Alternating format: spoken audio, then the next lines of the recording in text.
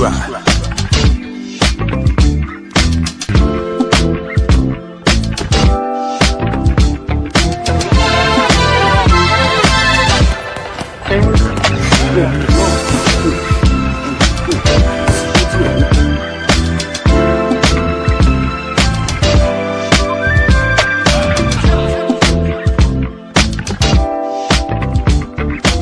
Subscribe to my guy, Uncle D.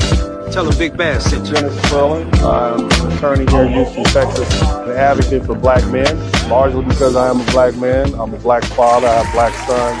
Hey, man, I do what I do.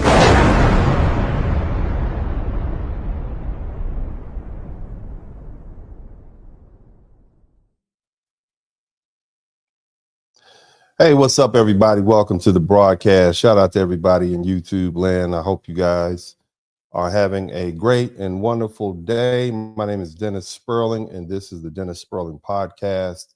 And today we're talking about the Karmelo Anthony trial. And this case is no longer waiting on a jury. Testimony was done yesterday, and the evidence came in, and the closing arguments were over.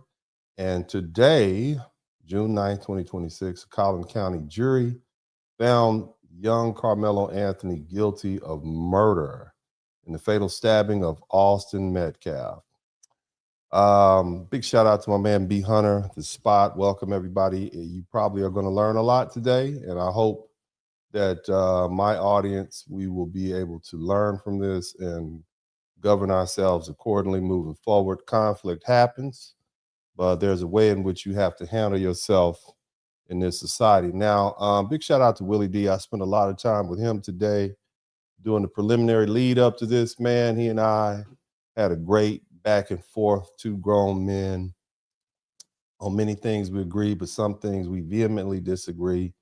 But the bottom line is, man, it was a great conversation. Y'all make sure y'all go over there and check out Willie D's channel and my live take on that. It was very passionate. What I try to do oftentimes is just try to give you the cold, hard facts. But sometimes, you know, man, I speak as a father, I speak as an American, and I speak as a man, you know, and all of that, that is not distinguishable. So, but as I always said at this time, man, if you learn something, I should earn something. But let's get back to this work. Somebody type this work in the chat room and make sure if you like this work, you subscribe to the channel, like, share, subscribe. Now, this case involved two 17-year-old boys. Okay, Austin Metcalf is dead. Karmelo Anthony has now been convicted of murder. The stabbing happened on April 2nd, 2025, during a high school track meet in Kirkendall Stadium in Frisco, Texas. And Austin was connected to Memorial High School. Karmelo was connected to Centennial High School, and the basic facts are simple, but the testimony wasn't. It was starting to rain. The track meet was delayed. The kids gathered under a team tent to stay dry. Centennial reportedly didn't have his tent set up yet, so Karmelo was under the memorial tent. Now, according to the testimony, he was already there before Austin Metcalf and his twin brother Hunter came into the area, and that matters because this wasn't just some random kid walking into another school space looking for trouble. It was raining. The kids were trying to get out of the weather. This boy had a track meet to run in. And Karmelo also knew at least one student under the tent. And the witnesses reportedly saw them greet each other. They dapped each other up. And there's also testimony that Karmelo, you know, he made an off-color joke about Memorial's football team. He said something like, y'all are ass. So, and he was joking with his friend, which lets you know that there was a certain level of comfort that he had. See? And that may have started the tension. I don't know. From there, the stories don't line up perfectly. There was about 9 witnesses. They reportedly gave different accounts about where Austin's twin brother Hunter was, and what Karmelo said, how aggressive the exchange was, how serious the pushes were, or the push was. And some called it a small shove or a nudge, and other witnesses described it as something more like a football style move, you know, in and up, almost like a lineman or a linebacker hitting somebody. And There was also testimony suggesting that the confrontation lasted not a split second, but more like 4 to 6 minutes, which is a lifetime. And that raises some serious questions. Where were the adults? Where were the coaches? Why were kids arguing under a tent for several minutes at a school event with no adults stepping in? And so the physical picture also matters. Karmelo was reportedly sitting on the bleachers. Okay, Austin was standing over him or near him. Some of the witnesses said that Austin, who's a much bigger boy, was standing over him. Some witnesses said Austin leaned in or actually pushed him. And Karmelo allegedly never got out of his seat before the stabbing. The video that they played at the trial didn't clearly capture what was said or exactly what happened under the tent. So the jury had to rely heavily on the witness testimony and the physical evidence and the police statements. After the stabbing, the school resource officer, whose name was Officer Cortez, he responded at about 10:01 a.m. And before being questioned, Karmelo said, "I was protecting myself." Okay, he said this without being prompted, without being questioned by police. He also said he put his hands on me. Later in the patrol car, Karmelo asked whether Austin was going to be okay. But as we know, Austin Metcalf died, and nothing about pointing out inconsistencies changes that fact. We got a boy who's dead, 17-year-old boy, lost his life at a high school track meet. That's a tragedy. But the fact that the ending was tragic doesn't erase the questions about what happened before the stabbing. The jury heard the evidence and found Karmelo guilty of murder. So legally, at least now, or for now, the self-defense argument failed. The jury didn't accept that Karmelo reasonably believed deadly force was immediately necessary. And that's something we need to talk about. Now, as far as this criminal case, the case moves to sentencing, but the bigger question remains. How did a rain delay turn into a murder conviction at a track meet? Why did Karmelo have a knife at school? And how did a teenage ego, a tent dispute, and a few minutes of confrontation turn into one family planning a funeral and another family watching their son face decades in prison? That's what we're talking about today. Somebody type today.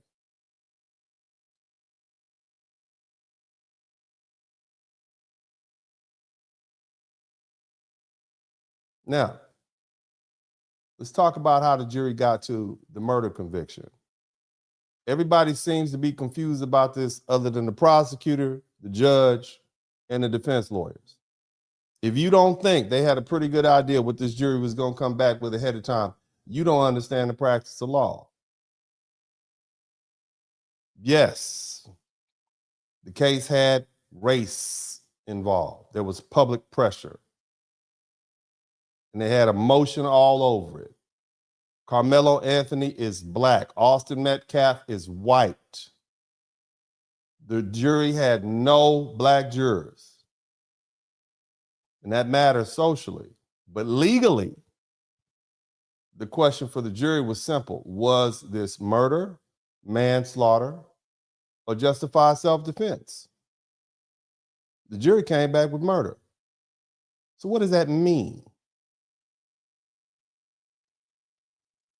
It means the jury believed Karmelo Anthony's use of the knife fit Texas murder law. They didn't believe the self-defense claim justified deadly force. Let's talk about it.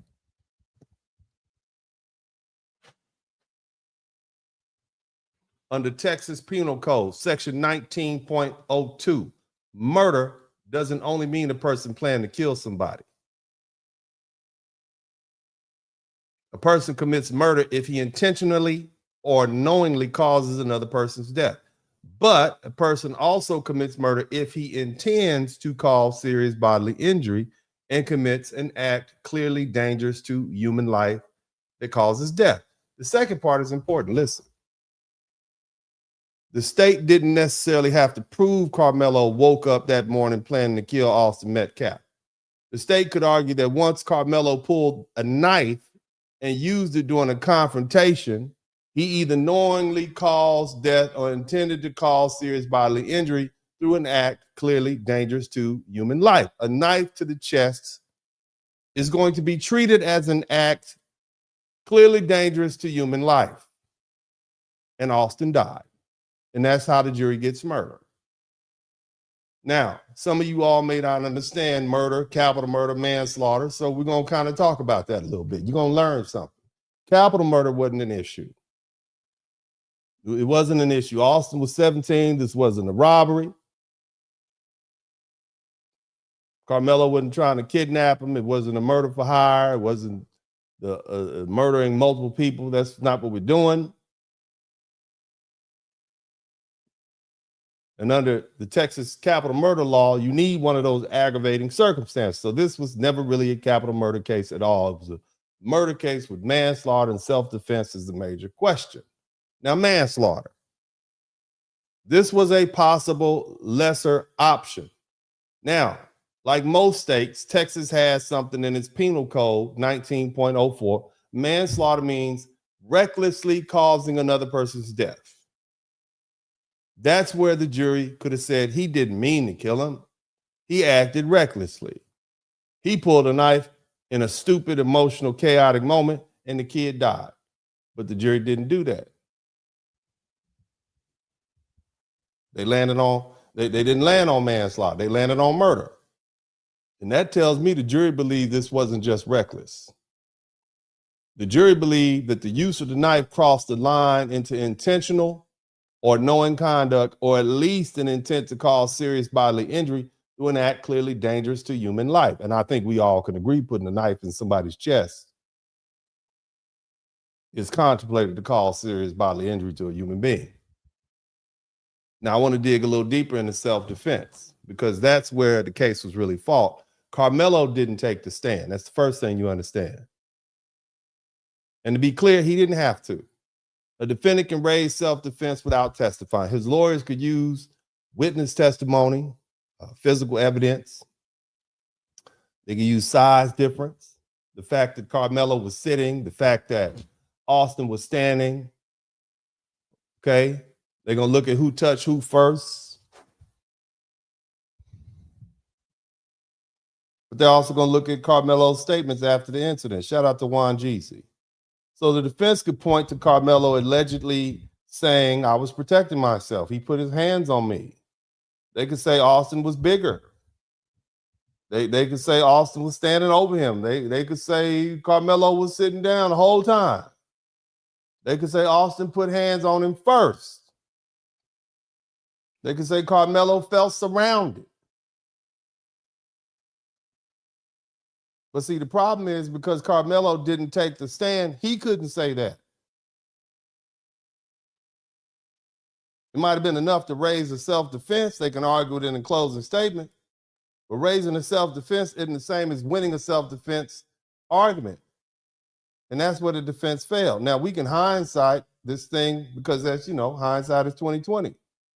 But I understand why the defense didn't want to put that boy up on the stand. He's 19 years old. He would have cracked under that cross-examination. And that made the jury not like him more than they already didn't like him.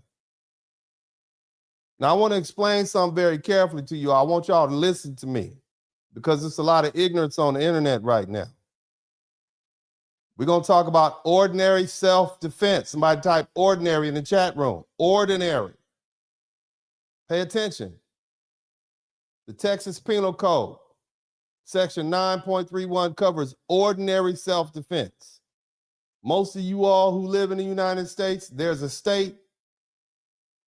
only one state that doesn't have ordinary self-defense, but bottom line is, some states, they won't let you defend yourself, but the bottom line is, Texas is one of those places that have something called self-defense, and they refer to as ordinary self-defense in 9.31 in the Texas Penal Code. If Austin pushed Karmelo, grabbed him or tried to move him, Karmelo had the right to use force back. He had the right to defend himself. Nobody's refuting that. I think we all can agree if somebody puts their hands on you, you have a right to defend yourself, correct? Right? If somebody pushed you, grabbed you, okay, you have a right to push them back. Hell, you have a right to swing on them. You have a right to kick them in the shin, kick them in the nuts. You have a right to hit them with an uppercut. You have a right to take your right hand and swing as hard as you can and try to hit them with a haymaker. But see, that's ordinary self-defense. That's not deadly force. You see the difference?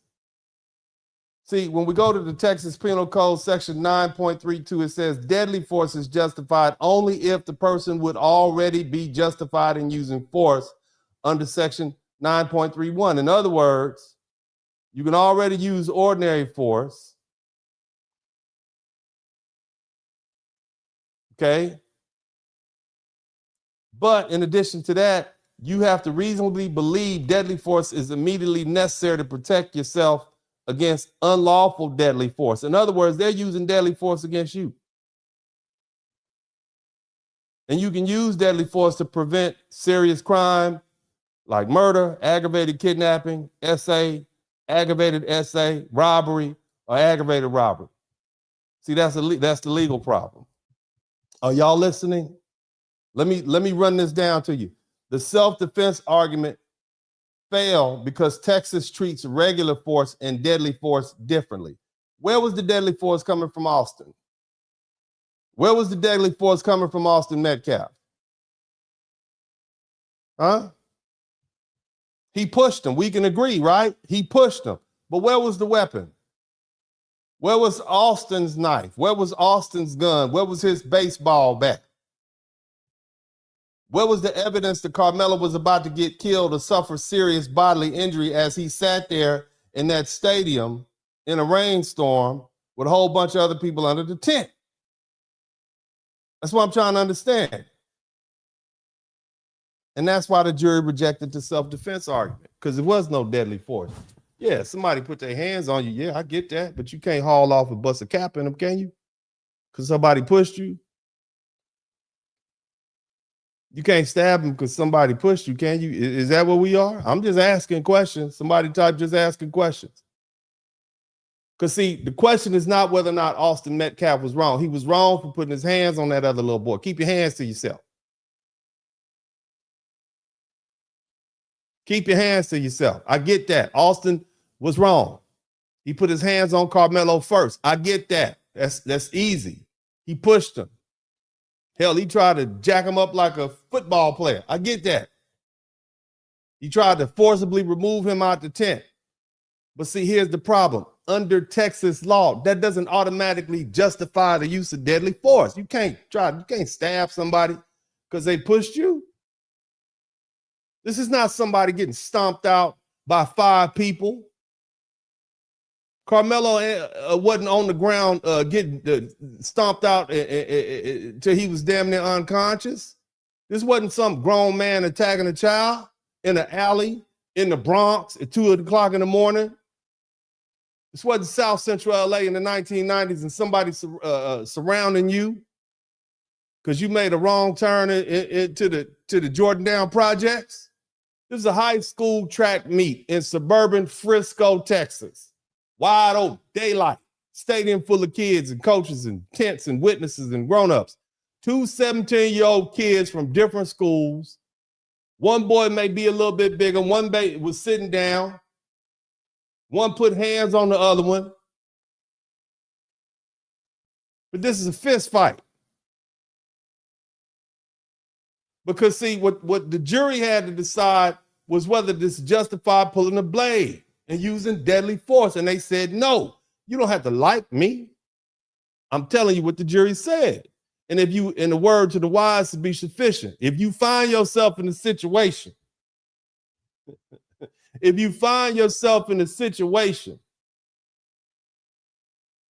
where you feel compelled to pull out that iron and let somebody have it, understand that you might end up in the penitentiary.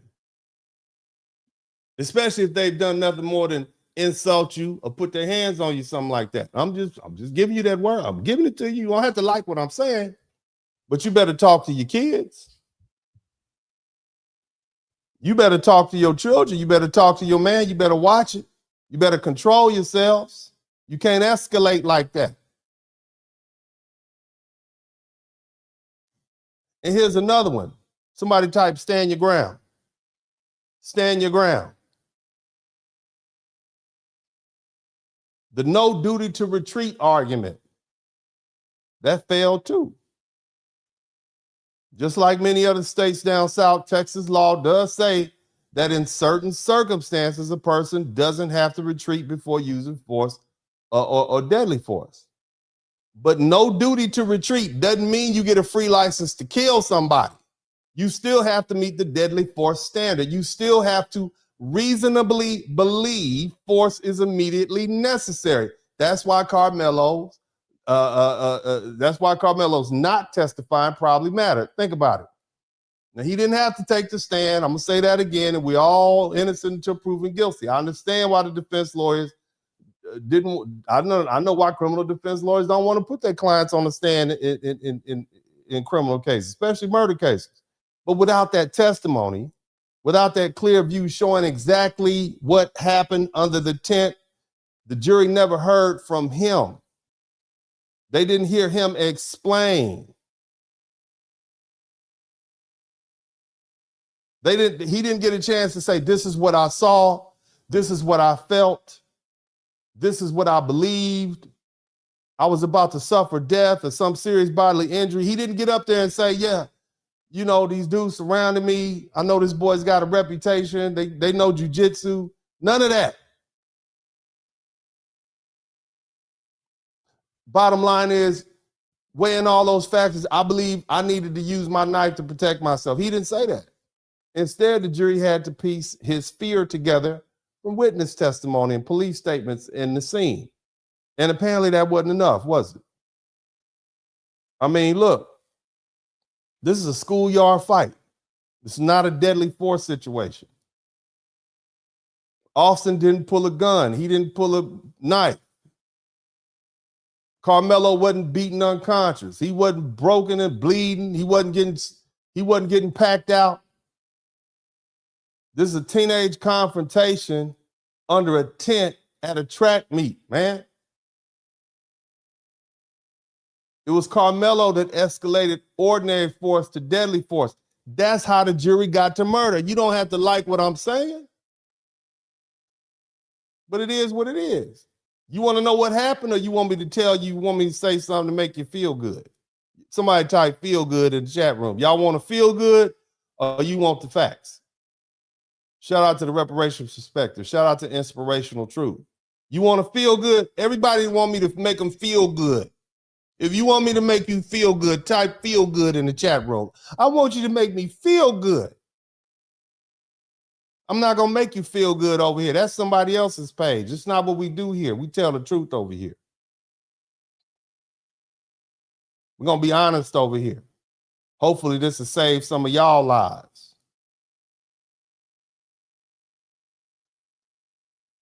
Now, before we proceed any further, I have a few videos. Got a lot of people who are passionate about this subject. I'm going to go ahead and let some of these videos play. You all make sure you subscribe to the channel, and we'll interview some people, and these are some common questions that a lot of people are posing as a result of this. And I want to go ahead and get them on in there. All right, boom. We know that right around closing arguments, a judge did throw in the fact that they can consider manslaughter. They deliberated in just under 3 hours, and they did come back with a guilty verdict for murder. So Karmelo faces anywhere between 5 to 99 years in prison. But we know the death penalty was not on the table because he was 17 years old at the time of this whole situation. So we know that Karmelo's lawyer argued that this was a self-defense. Now, the death penalty is not on the table because it wasn't a capital murder case, but we'll let the little lady finish speaking. And on top of that, remember, manslaughter is called a lesser included charge.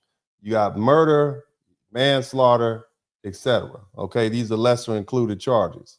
So when she says the judge mentioned manslaughter, what she's referring to is the fact that at the time the defense rested their case in chief, the prosecutors rested their case in chief, the judge had something called the jury charges, which is basically typically 20, 30 pages.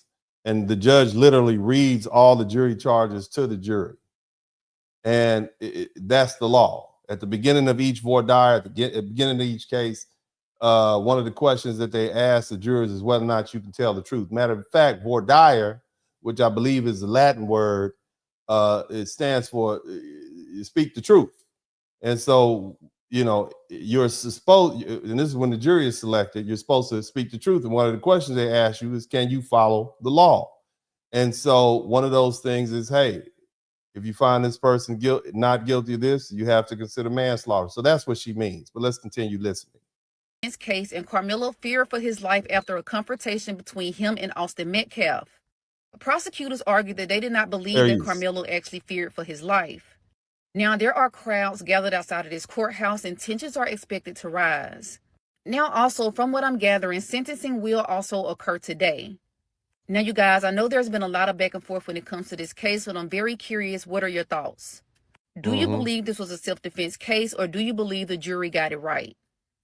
Comment down below. No, the jury believed that his actions were intentional. They don't believe that they were reckless.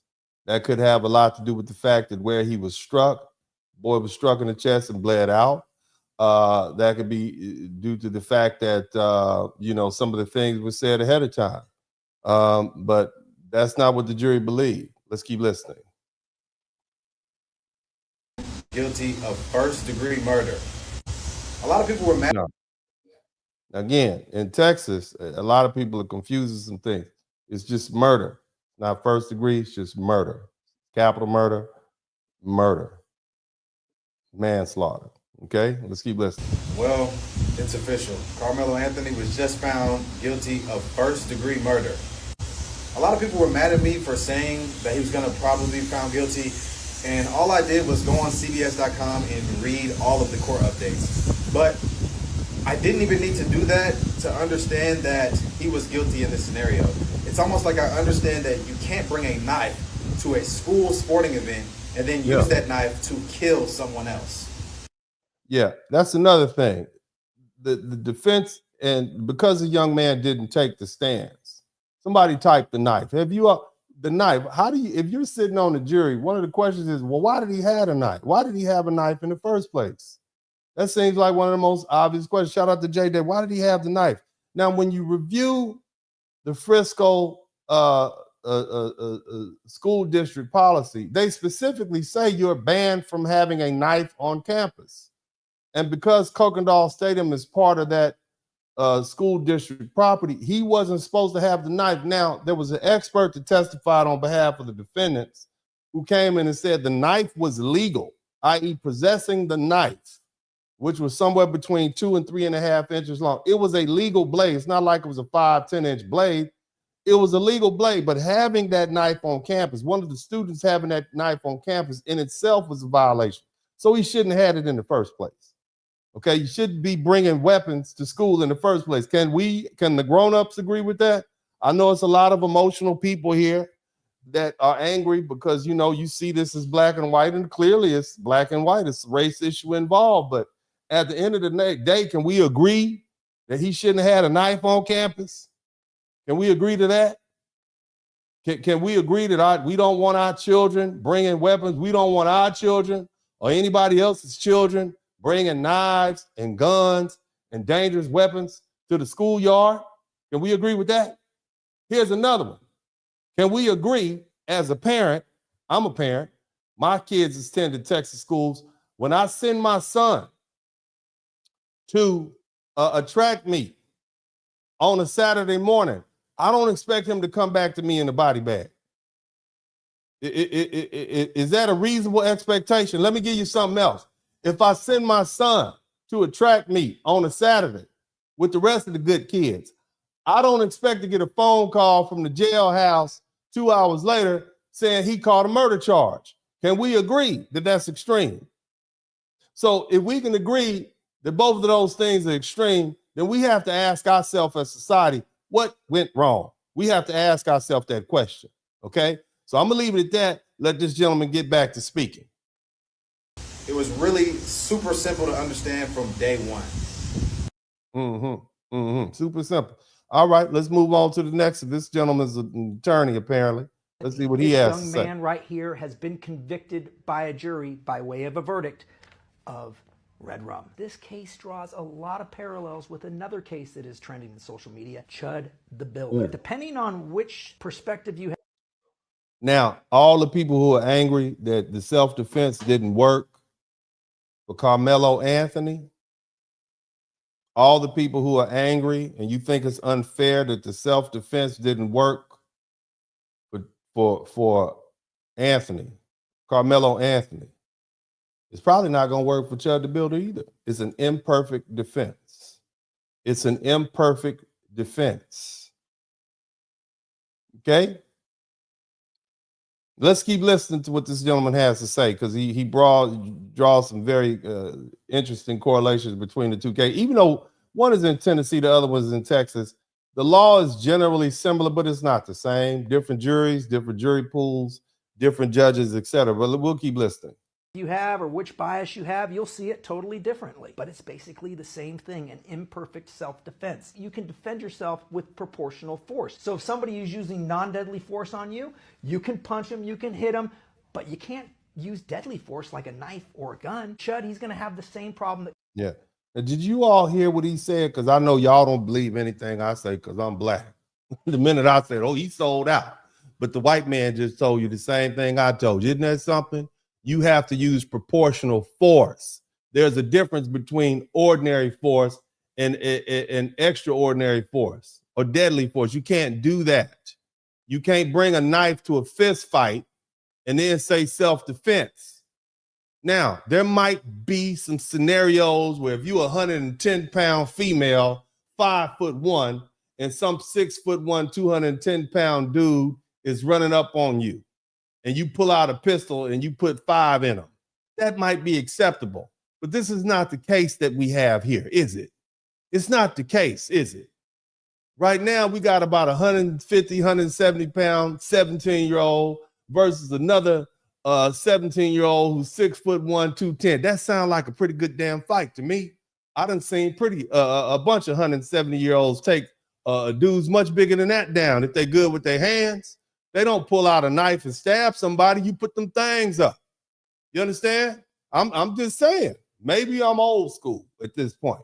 You understand? Maybe I'm old school. Maybe I'm too old to understand, the reality that you all are dealing with, you young people out there. Maybe that's it. But what I do understand is that sometimes being a man is fighting somebody or fighting something that's bigger than you and stronger than you, at least outwardly speaking. But what's the, I mean, you only gonna fight people smaller than you? You gonna pull out every time somebody's bigger than you, gonna pull out a knife and stab them? How long is that gonna last? Huh? I'm just saying. Again, family, I know it hurts your heart. I get what we're saying, but you cannot pull a knife out because somebody made you scared, because somebody pushed. You can't do that in this society. And if you do that, you probably gonna end up in prison because your self-defense is gonna fail. Now, again, there are exceptions. If you got a 70-year-old, 80-year-old man or woman, and some young Thundercats run up on them and push them down, or push them and they pull out that thing and that pew and put some hot ones in them, you know what? If I'm sitting on the jury, I'm be like, not guilty, self-defense. You shouldn't have been messing with that old man. You should have left him alone. Matter of fact, if you don't make it, we're going to put you in jail for picking on them old people. That's elder abuse. But that's not the situation here. That's not what happened in this situation. This situation is different. So we're going to take it as it is. Let's keep listening to what the people have to say. Found guilty of murder. I don't think that boy received a fair trial. In my opinion, that case should not have been tried in Collin County, Texas, right? The defense should have been granted the motion to change venue, right? There was no black jurors. Obviously, all of the witnesses were biased and probably heavily influenced by the kind of sentiment that pervaded that community. Bro, it ain't just that community. You think, I mean, first of all, you're not entitled. Well, let me say it like this. You're entitled to a trial by jury, a jury of your peers. You're not entitled to a trial of people who are of your own race. That's not how it works. The jury is selected typically from people who registered to vote, people who have driver's licenses, people who pay taxes or some variation of state, local taxes, property taxes in that area. That's generally how it works. That's what you get. And my understanding is that this Collin County is 50% white, 20-some% Asian, which includes East Asian and Central Asian. You got about 14% Hispanic, and the rest is black. That's pretty much, they chose to live out there. That's where they chose to live out and go to school. That's their peer. That's where they chose to live, right?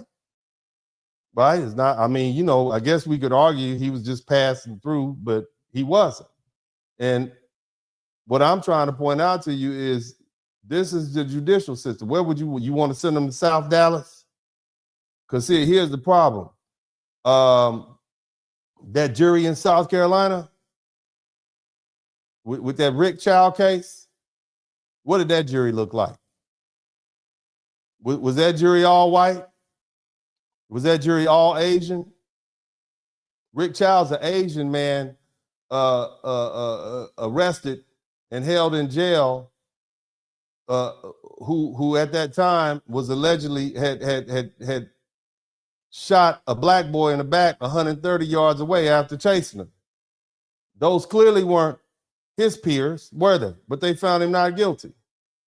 You see what I'm saying? And somebody saying, yeah, he needed Rick Child's lawyer. Yeah, you know that same black lawyer? Yeah. Karmelo Anthony needed Rick Child's lawyer. That's who he needed. You know, the same one y'all said sold out, that's who he needed. You needed some lawyers like that. But anyway, yeah, let's keep listening to the brother. This was a racially charged case, obviously. And in my opinion, this is just terrible news.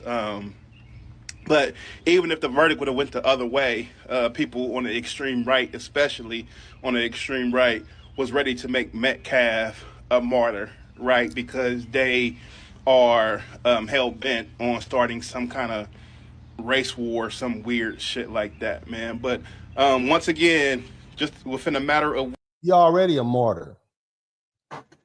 Just because the dude went to jail don't mean he's not already a martyr. He's not, he's already a martyr. You see what I mean? Basically, they saying, see, there they go again. What do they say? What did Chud the Builder say? There they go again. Chimping out. Isn't that what they say? Here we have one who, this guy didn't even have a criminal record. He was a track student, good student. He still imped out himself. You see, this is what I'm saying. It's always going to be race involved. The great Johnny Cochran, in one of his books, man, he said that race is always an issue. It is. It's something you have to deal with. It's not going anywhere. It's not going anywhere. All of you all who are looking for a post-racial society, it's not going anywhere. These are the facts on. These are the facts on the ground. You living in a fantasy world if you ever think the United States of America is going to somehow separate itself from racism. Racism is the national pastime. It's not baseball. It's not apple pie. This is what we do here in the USA. This is what you do in a multicultural society with multi-ethnic groups. Racism is part of the national ethos. It was here from the onset. It's not going anywhere. Deal with it. Somebody type deal with it in the chat room. Period. But anyway, let's keep it moving. Let's look at the next video. All right. I mean, I'm not saying that I'm surprised about anything. Like I said, I just made a post about this earlier. I didn't have much faith in my heart for this young man's case, you know. But at no point in time should everyone ignore what's happening right now in the system. At no point in time should anyone ignore this case. These are high schools we're talking about, little kids, young teenagers who honestly, one lost their life and one is losing their freedom as we speak. Just graduated from out of high school. Beautiful, bright future ahead of him, and now he's going to prison. You get what I'm saying? This is some really fucked up shit for a young man who has no history of even being a harmful young man to anyone. Fair use. Everyone grew up in a beautiful family and things like that, man. And just who can tell you where the fuck to move to? At some point, everyone's gonna have to recognize the system and the way that they do shit and how much they keep on getting off with the same shit, and go from there with this shit for real. Yeah, there's no geographical solution for an emotional problem. You got to control yourself. Let me explain something to y'all, man. Let me get in here real tight. I got 3 sons. I got an 18-year-old, a 16-year-old, and a 10-year-old. The conversation that I would, if that was my son and he was in some stuff like that, the conversation I had with my sons behind closed doors and in public would be 2 different things, very distinct. And I want you to hear me because I'm going to tell y'all, I'm going to speak to you like a real daddy. And I love my children with all my heart. It's nothing I won't do for them. And in public, I'm going to be a dedicated father. My son is innocent until proven guilty. I'm going to spend the money that I need to spend to help him put up a proper defense. I'm going to support him in public. I'm going to say he was sitting there minding his business. The other kid that kept his hands off of him, it wouldn't have happened. However, behind closed doors,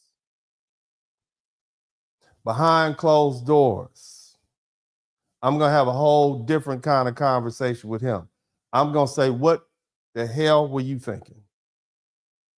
I'm going to say something like, you killed somebody because they pushed your ass.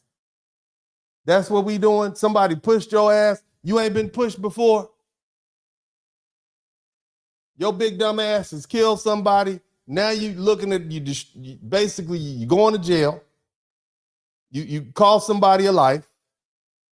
You done destroyed somebody else's family. That other little boy that you killed, he'll never have a wife. He'll never have children. He'll never be a grandfather. He'll never graduate from high school, college. He won't be able to go to the prom because your ass didn't want to get your goofy ass up and leave.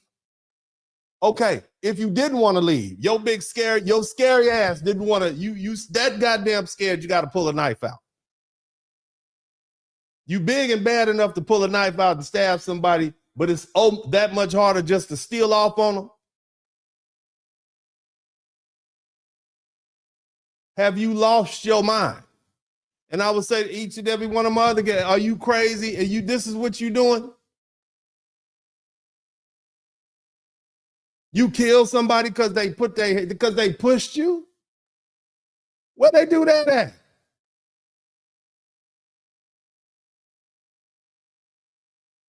You don't kill somebody because they push you. If you got a problem with it, you address it. Keep your hands off me. Back up off me.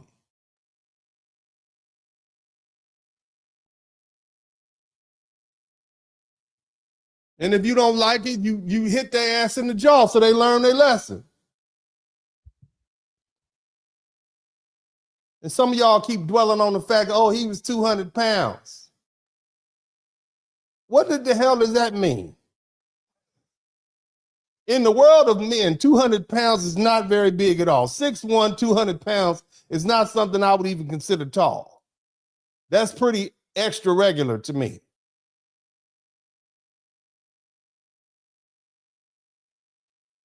You got 2 17-year-old men, both of them played football. You telling me that Karmelo Anthony was never pushed before on the football field by a linebacker or a lineman? I'm just saying. Or was it something else? Or were we ego tripping out here? Like a lot of us do. We get to ego tripping because we don't want to get punked in front of all these other people, our friends, people that don't give a damn about you now. You see all of them came to court and testified against his ass. These are the people you trying to impress. I'm just saying, these are the people you trying to impress. Some little hot tail girl that's looking at you and you want to look at a man, you're going to be getting looked at in prison for the next 10, 15, 20 years. Y'all better think about it. You better talk to your children. That's what you better do. You better teach your children to control themselves because, see, this ain't just the only reason we even talking about this problem is because a white boy got killed. Had Karmelo Anthony, instead of killing Austin Metcalf, had he killed Jamal Jenkins, this wouldn't even make the evening news, would it? Tell the truth. Don't lie to me. Don't lie to me. Tell the truth.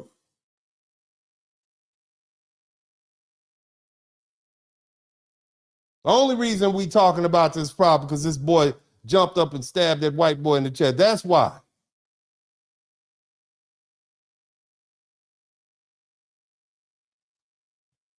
Control yourselves.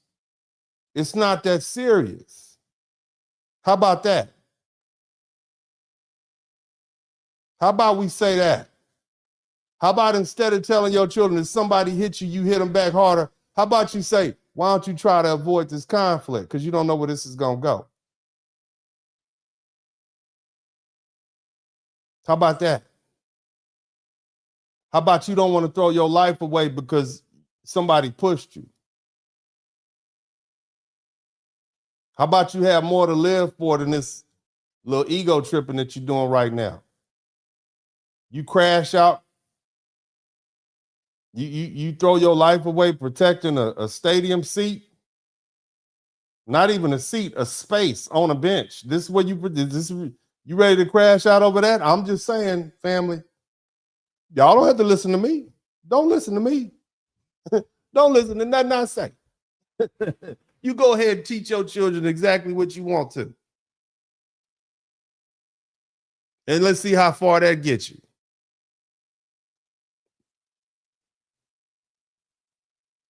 Not very far in this society. But let's go ahead and keep listening. Let's keep on listening, see what else they have to say.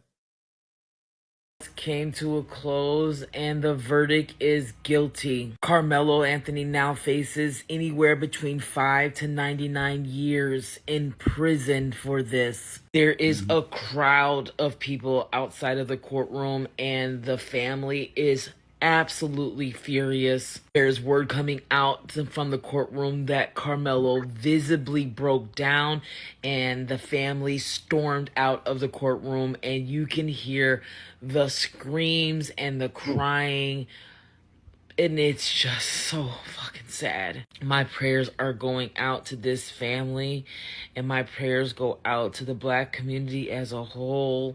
Please, please, do not let these people invoke you, because we all know very well that's what they want.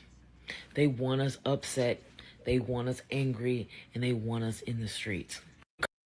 Yeah, I mean, honestly, I agree with that, but and I know we're wrestling, but you still have a right to voice your opinion, you know. And my thing is, at this point, I'm concerned about other young people.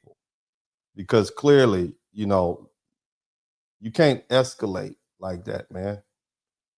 Somebody punches you, you can't pull out a pistol and shoot them. This is a conversation we've been having in the Black community for decades amongst men. A lot of these youngsters, they don't fight no more. They don't want to sit up there as a man and fight. You can fight with somebody, man, and get your respect, and y'all might end up being friends. It's not always deadly beef. I don't understand that. I don't understand why every altercation has to get so serious. I don't understand that. You know, it's always got to be bigger than what it is. It's a schoolyard fight. It happens 100 times a day in every city in America. Some kid pushes another kid. Is this where we are now? We just gonna escalate the violence? Huh? If not a knife, then what? A pencil? A pen? Huh? Is this what kids just gonna come up stab? Because we don't know how to de-escalate or deal with conflict? In a school, these are the good kids. I'm not talking about something happened in the ghetto somewhere. These are the good kids at a track meet at 9, 10 o'clock in the morning on a Saturday in the suburbs. Let's listen to this last video, man. On the case at all, but guilty is crazy. when the judge is cool with the daddy and the daddy is cool with everybody that's on stand, like that's a lose-lose situation. Shout out to Myron Magnin. Bro, it's a small town. Everybody cool with everybody in a small town. They all know each other. You're not going to get around that. It's a small town. Everybody knows everybody. Most of the reason that these people get elected to these offices is because the people that they know vote for them. And that's normally the people in the town. Normally, you only have 2 people you can choose from. Of course, they know each other. But that still doesn't negate the fact that there's a dead body that needs to be accounted for. I want y'all to let's not lose sight of the fact that somebody died.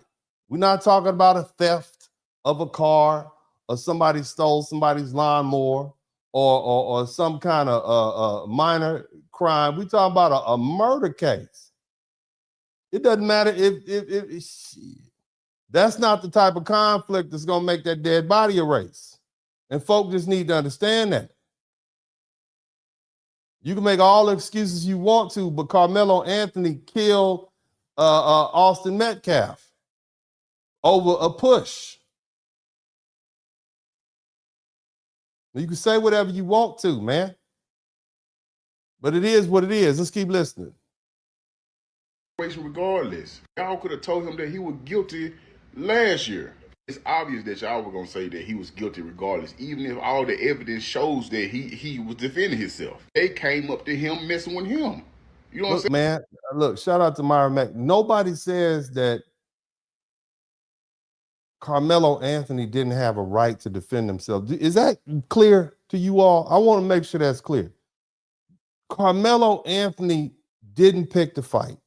Karmelo Anthony had a right to defend himself. Is that clear? We understand that, right? That's clear. Let's not be obtuse. He had a right to defend himself. Is that clear? Did I make that clear? The question is not whether or not he had a right to defend himself. The question is whether or not he had a right to utilize regular force or deadly force. And when I say regular force, I mean if somebody is punching you, then you have the right to use the type of force in response that matches that. You have a right to punch them back. If somebody's pushing, you have a right to push them back, and you don't have to retreat. You don't have to run away. What you don't have a right to do is to pull out a deadly weapon and use that weapon to cause serious or attempt to cause serious bodily harm or death to another person. Is that clear? Are we clear on that? Is that a difficult concept for anybody to understand? I get it. He didn't pick the fight. He was sitting there minding his business. The other little boy came and pushed him. Okay? There was some back and forth between the two. But you still don't have a right to use deadly force to kill somebody. Is that clear? Because, see, that's something that all you folk need to understand. This goes for adults, too. You down at the Piggly Wiggly.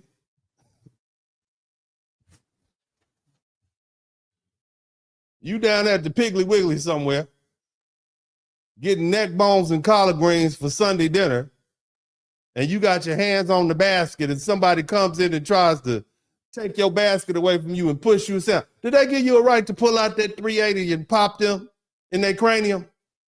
Absolutely not. And no, you're doing too much. You're doing too much. You can't match regular force with deadly force. I don't know how simple. That's something your grandma should have taught you. That's something your daddies and mamas and family should have. You can't do that to people. Here's another one for you all. Fellas, you walking down the street and some woman comes up and hauls off and hits you clean in your mouth. She 120 pounds. Now, it didn't hurt, did it? It didn't hurt. I mean, you might have been offended. Does that give you a right to just go ahead and hit her with that right hook, uppercut, jab, elbow to the chin? No. That's an excessive use of force, even though it's considered she put her hands on you. You can't do that to a 110-pound woman. You understand that? Does that make sense? That's why you go to jail. That's why you go to prison when you fighting your girlfriend. Because the judge is going to say, your big ass shouldn't have been hitting that girl in the first place. You too big. The force that you use as a man, you too big. You need to walk away. That's what I'm trying to explain to y'all. In this particular situation, yes, two 17-year-old boys got into some sort of physical altercation, leading to a push or a linebacker push, and the other boy decided to jump up and stab him in the chest. Doesn't that seem wrong to you all? And I'm just saying, does it seem a bit excessive? Does it? Because to me, it does. I don't like this case. The reason I haven't spoke about this in a year and a half, I don't have any posts, look through my social media. I don't like this case. Don't like it at all. It's distasteful because two kids are involved. One of them died and one of them going to the penitentiary for about 10, 20 years. I don't like it. But I'm dealing with it because you all need to understand. You just because somebody puts their hands on you does not give you the right to take their life. I get it. Unless we talking about SA, unless we talk about multiple people hitting you, unless you're an old person and they're a very young person, you can't do it. You just can't do it in this society. I know you don't like it. I know y'all don't like to be told what you can't do. I get that, but you can. And if you do, you're going to go to the penitentiary for a long time. And you can take that as good advice or not. You can say whatever you want to say. I don't care. Somebody's going to put you in the penitentiary and you're going to be there forever. Now let's keep listening to this brother. Yeah, but long story short, bro, listen, when it comes to a situation like this, I'm biased. I like every race. You know what I'm saying? I like whoever like me. I don't pick and choose sides, but this shit right here wasn't right. And us being grown people, we know that shit wasn't right. I'm all about accountability. At the end of the day, it just shows you that you can be a young black man that mind your business and living correctly, parents doing good in life, minding your ain't no trouble child, going to school, not a thug, not a gangster, not even a bad child. You just guilty just by your skin color. Now, He's right. Carmelo, for all intents and purposes, Karmelo Anthony is a good kid, no criminal record, good grades, college bound. We get that. We understand that. And that's what makes this even more tragic. This is not one of these YNs out here flocking and gangbanging and drug dealing and stealing and killing. This is not what we talk about. And that's what makes this more of a tragedy. But you know what? When they see Karmelo Anthony, they don't see that. What they see is one of these YNs, because they see the YN and they see Karmelo Anthony and they see the skin color, they see the age. And this is the issues that we have as black people. Unfortunately, as black people, they put us all in the same category. They see a young black man, they don't see him college bound. They don't see a young professional. They see a thug. Now, whose fault is that? Whose fault is that? I know, the media, right? It's the media's fault. I get it. It's the media's fault. Do we play any part in that at all? Do we propagate those negative stereotypes in the black community? What music do we listen to? Huh? What styles do we promote? I'm just saying. I mean, you know, are we propping up the engineers and the mathematicians in the black community? Is that what we propping up? Shout out to Myra May. Are we? Are we popping up the YNs and the thugs? We need to ask ourselves like that. Who speaks for us? Who's out there with the microphone speaking on behalf of black people? Somebody type baddies in the chat room. Somebody type baddies in the chat room. I'm just saying. Somebody type YNs in the chat room because they seem to be the most vocal. When people think of black culture, it is synonymous with ghetto behavior, isn't it? So when you have a good kid who unfortunately was involved in a horrible incident like Karmelo Anthony, and when I say good kid, I'm talking about before this conviction, this boy's record was spotless. He get lumped in with the thugs. So when the jury see him, guess what they see? They see a YN. They don't see Karmelo Anthony, the scholar, the football player. They see a YN. And it's the same thing for me. And if you got a black child, it's the same thing for your black child too. And it goes same for the women. It's the truth. I don't care if you all don't like what I have to say. You're going to hear it. Don't come over here if you don't like to hear the truth. We're going to speak the truth over here. If you want somebody to say, oh, man, I'm not that guy. I don't care enough about your feelings to try to make you feel good. I don't. You're going to get this work. Somebody type that work in the chat room. You're listening, aren't you? Are you listening? You're finally listening to Uncle D. Because see, about 5 or 6 years ago, I said, hey, we have a degenerate culture, and it's going to start affecting all of our reputations. Remember I said that? Remember I used to talk about that? Remember I used to say, ladies, you probably need to, talk to your children since you all are the mothers and, y'all mostly raise the children. We got to chill out on this degenerate behavior. Y'all told me a lot of stuff. Y'all told me I was anti-black woman and everything. That's what y'all told me. I said, well, let me just be an advocate for black men. Remember I said that? Y'all say I was anti-black. Remember y'all reported me to the FBI? And then I threatened to sue the FBI and made the FBI back down. Y'all remember that? Huh? Y'all remember that lady said that crazy stuff about me on that website, and then I had her website taken down. Y'all remember how many people I sued messing with me, got their channels dismissed, called their probation officers? Yes, see, I fight back. Uncle D fight dirty. Somebody type fight dirty in the chat room.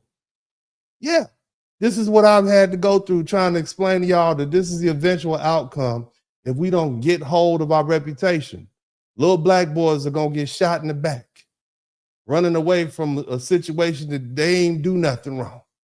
Little black boys are going to get put in jail even if they defending themselves. This is what's going to happen. This is what I told y'all. Y'all didn't like that.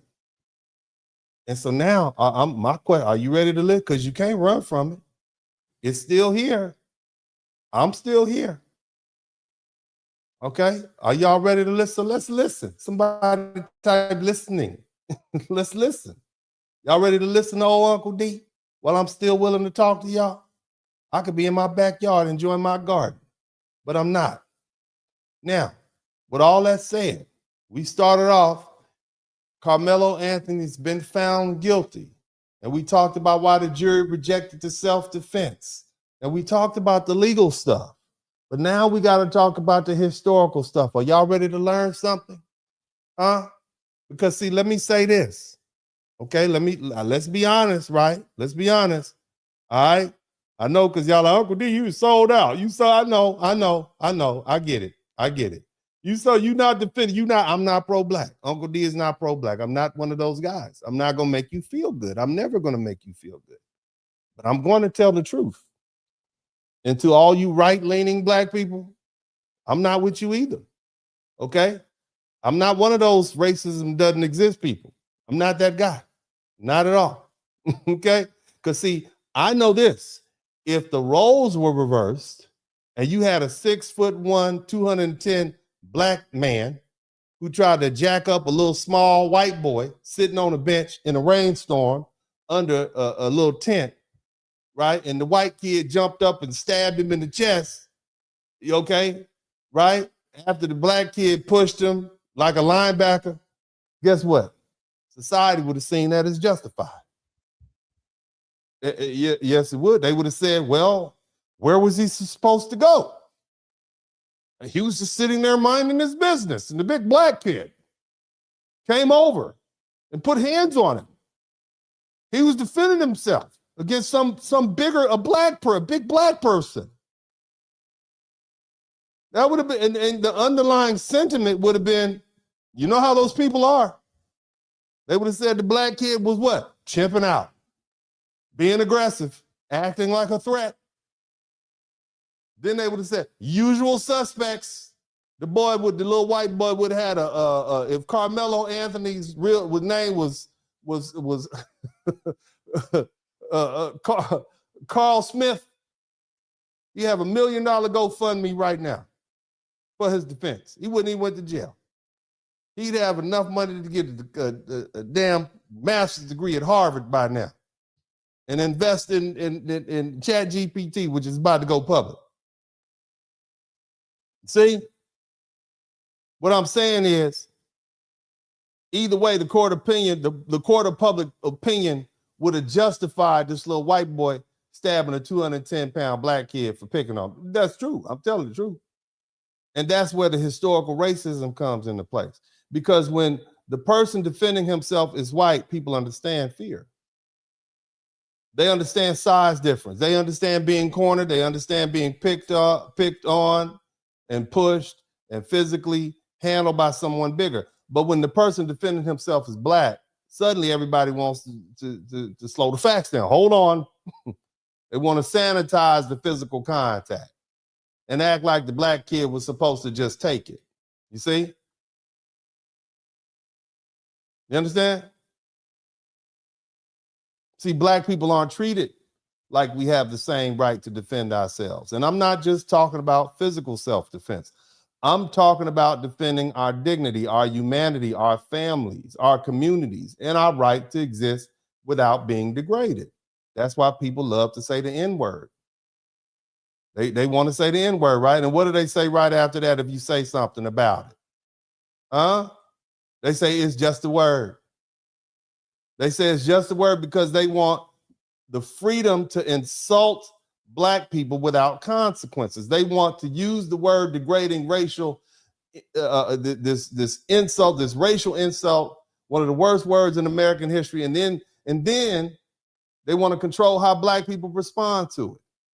They want to provoke black people, humiliate black people, and drag black people back into the language of slavery, Jim Crow, lynching, segregation, and racial terror. But the moment black people react, the reaction becomes the problem. And that's the double standard. Because, see, the society doesn't treat every insult like it's just a word, do they? See, when other groups are insulted or mocked or degraded, institutions respond, companies respond, governments respond, advocacy groups respond, media responds, schools respond, employers respond, people get fired. People get banned, people get put on a list, people lose sponsorships, people lose speaking events, people lose contracts, people lose access to countries. So don't tell me words don't matter. See, the real rule is this. Words matter when other groups are offended. But when black people are offended, suddenly everybody becomes a free speech philosopher. Look at how racial and ethnic slurs are treated in workplaces and institutions.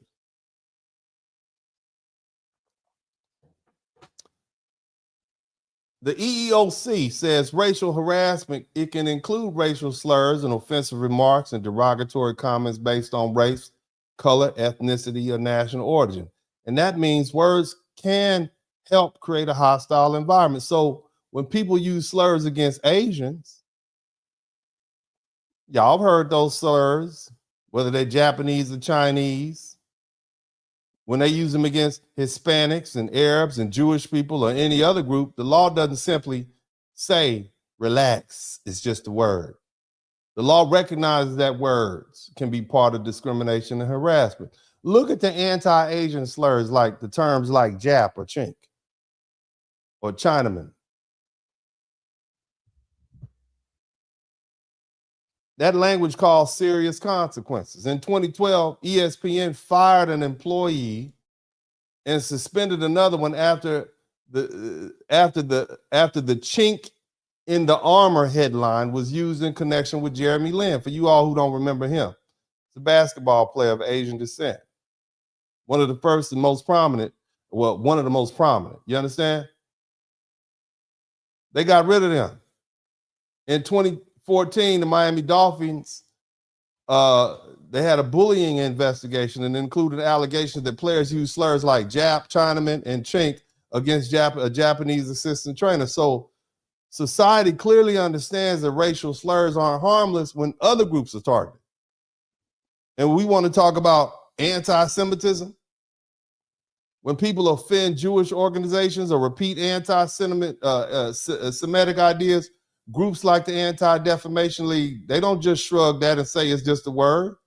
ADL tracks the anti-Semitic rhetoric. It maintains hate symbol databases. It monitors public figures. It publishes reports and identifies language and symbols and movements and folk connected to anti-Semitism. Look at Kanye West. That's the most obvious example. After his anti-Semitic comments in 2022, the ADL published material about him. They talked about the companies he was tied to, and his public image and business relationships. It took a hit. Hell, in 2026, the United Kingdom blocked Kanye West from even coming over to their country because of his anti-Semitism. So words do matter. And let's talk about Islam, because we're not just talking about racism. You guys know Solomon Rushdie? This dude published something called the Satanic Verses in 1988. And in February 1989, the Ayatollah Khomeini issued a order, we'll call it a fatwa, calling for this man's death because of a book with words. This man had to live under police protection for years. And hell, his translator was murdered in 1991. Anybody close to him was scared.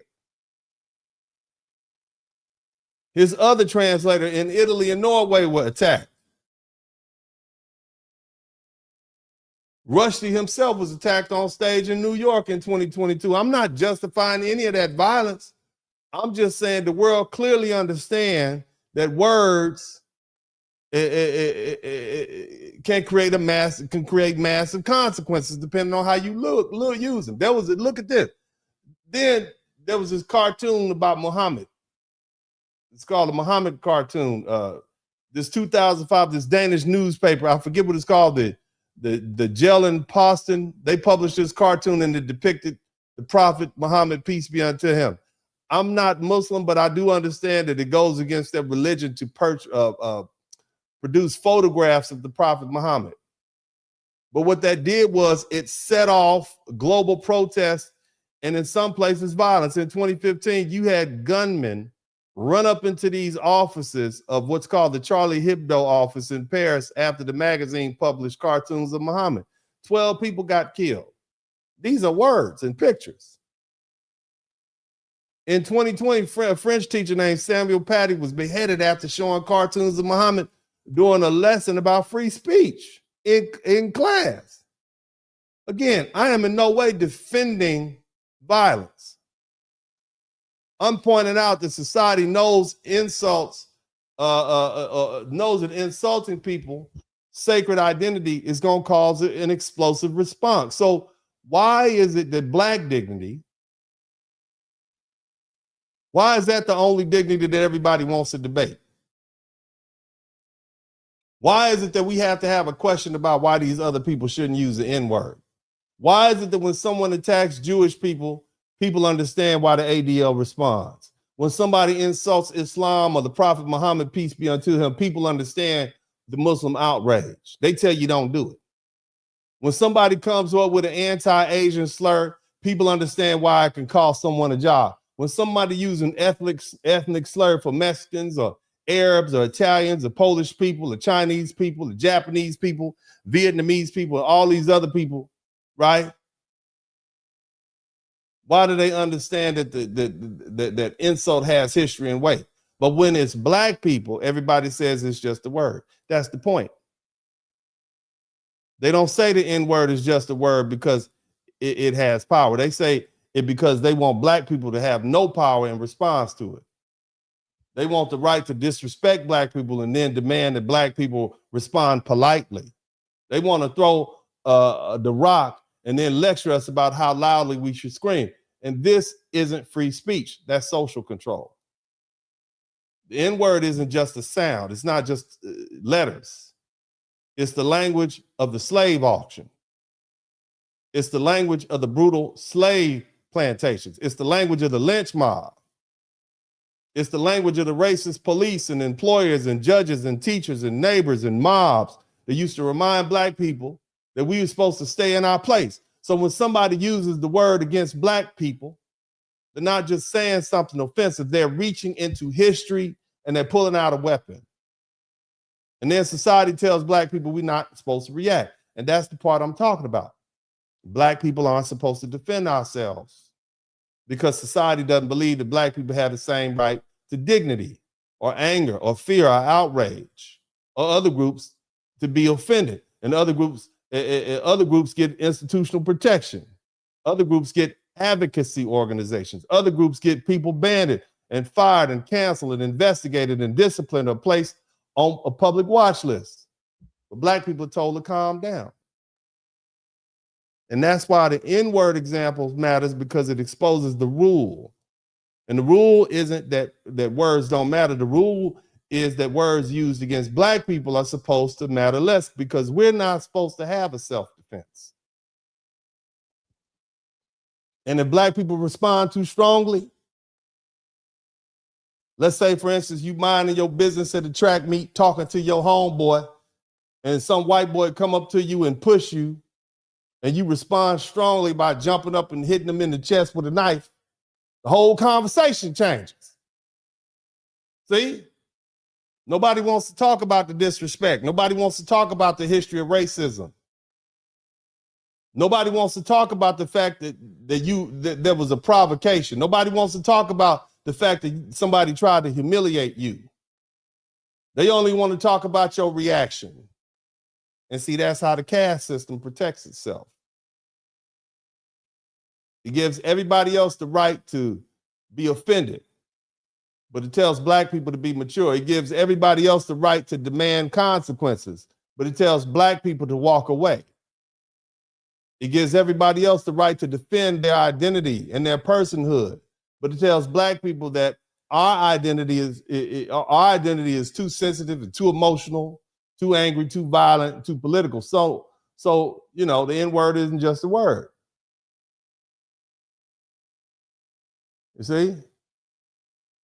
It's only just a word when black people are the target. And it's not just words. What did I say? Black people aren't supposed to defend ourselves. Now we talk about the words. Let's talk about the physicality. Y'all heard of the Second Amendment? Somebody type 2A. Here in America, we treat the right to bear arms like a sacred right. You think Jesus came down and wrote it in the Constitution himself? Somebody type hallelujah in the chat room. See, the Second Amendment is sacred until black people use it. And see, that's the part that people don't want to talk about. Are you learning something? See, America loves to talk about guns, freedom, self-defense, and the right to bear arms. But historically, when black people exercised that same right, the country got nervous. Suddenly the conversation changed. Suddenly gun rights weren't so absolute. Suddenly armed self-defense became dangerous, threatening, and unacceptable.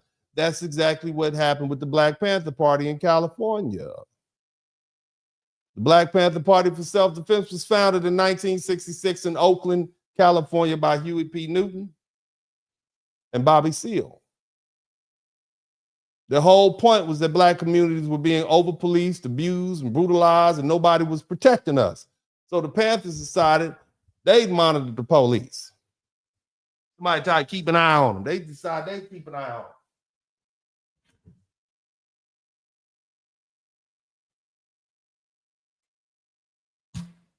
We're going to watch y'all. Somebody type watching y'all. We're going to keep an eye on you all.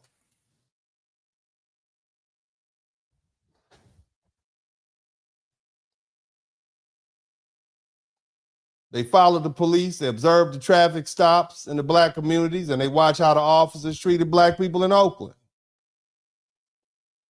And then they did it while openly carrying guns, because at the time, California law, like many other states, allowed people to openly carry loaded firearms in public as long as they weren't concealed and weren't brandished unlawfully. And that's the part people leave out. See, the Panthers weren't just running around randomly with guns. They were using the law as it existed. They were exercising their 2A. They studied the law. They knew the rules. They knew how far they had to stand. I think it was like 10 feet away from the police. They knew what they could say. They knew what they could carry. And they were making a political point. If white Americans can claim the right to armed self-defense, then black Americans can claim the right too. And that scared California And guess what happened? Change the law. In 1967, the Republican Assembly, Don Mulford, introduced what became known as the Mulford Act. The bill was aimed at stopping black people from openly carrying loaded firearms in public without a permit. Everybody knew it. They knew what he was driving at. It was aimed at the Black Panthers and their armed police patrols in Oakland, California. And the Panthers were not the only people in California who could openly carry, but they were the people whose open carry suddenly made lawmakers uncomfortable. I thought we loved 2A. Then came the moment that made history. On May 2nd, 1967, about 30 armed black men, Black Panthers, went to the California State Capitol in Sacramento to protest the Mulford Act. They walked into the Capitol carrying rifles and shotguns, and Bobby Seale read a statement against the bill. And the Panthers' message was clear. The government was trying to disarm black people because black people had started using the same Second Amendment rights white people claim for themselves as holy. And that's why people say black men stormed the California Capitol. They didn't go there hiding. They didn't sneak in. They showed up in public, armed and disciplined and political. They were saying you can't praise the Second Amendment when white people use it and then rewrite the rules when black people use it. And what happened next proves the point. Governor Ronald Reagan, who later became a conservative hero of the Republican Party, supported the Mulford Act. He signed it into law in 1967. And Reagan reportedly said there's no reason for citizens to be carrying loaded weapons in the street, and later said the Mulford Act wouldn't create hardship for the honest citizen. And that's a long way from the modern conservative talking point that gun rights are absolute, isn't it? It was convenient. And it wasn't just Reagan. The National Rifle Association supported the Mulford Act. Got to get these guns out of these N-words' hands. Damn it. Hell no. Well, what about our Second Amendment rights? Second be damned. We got to get these guns out of here. Yeah.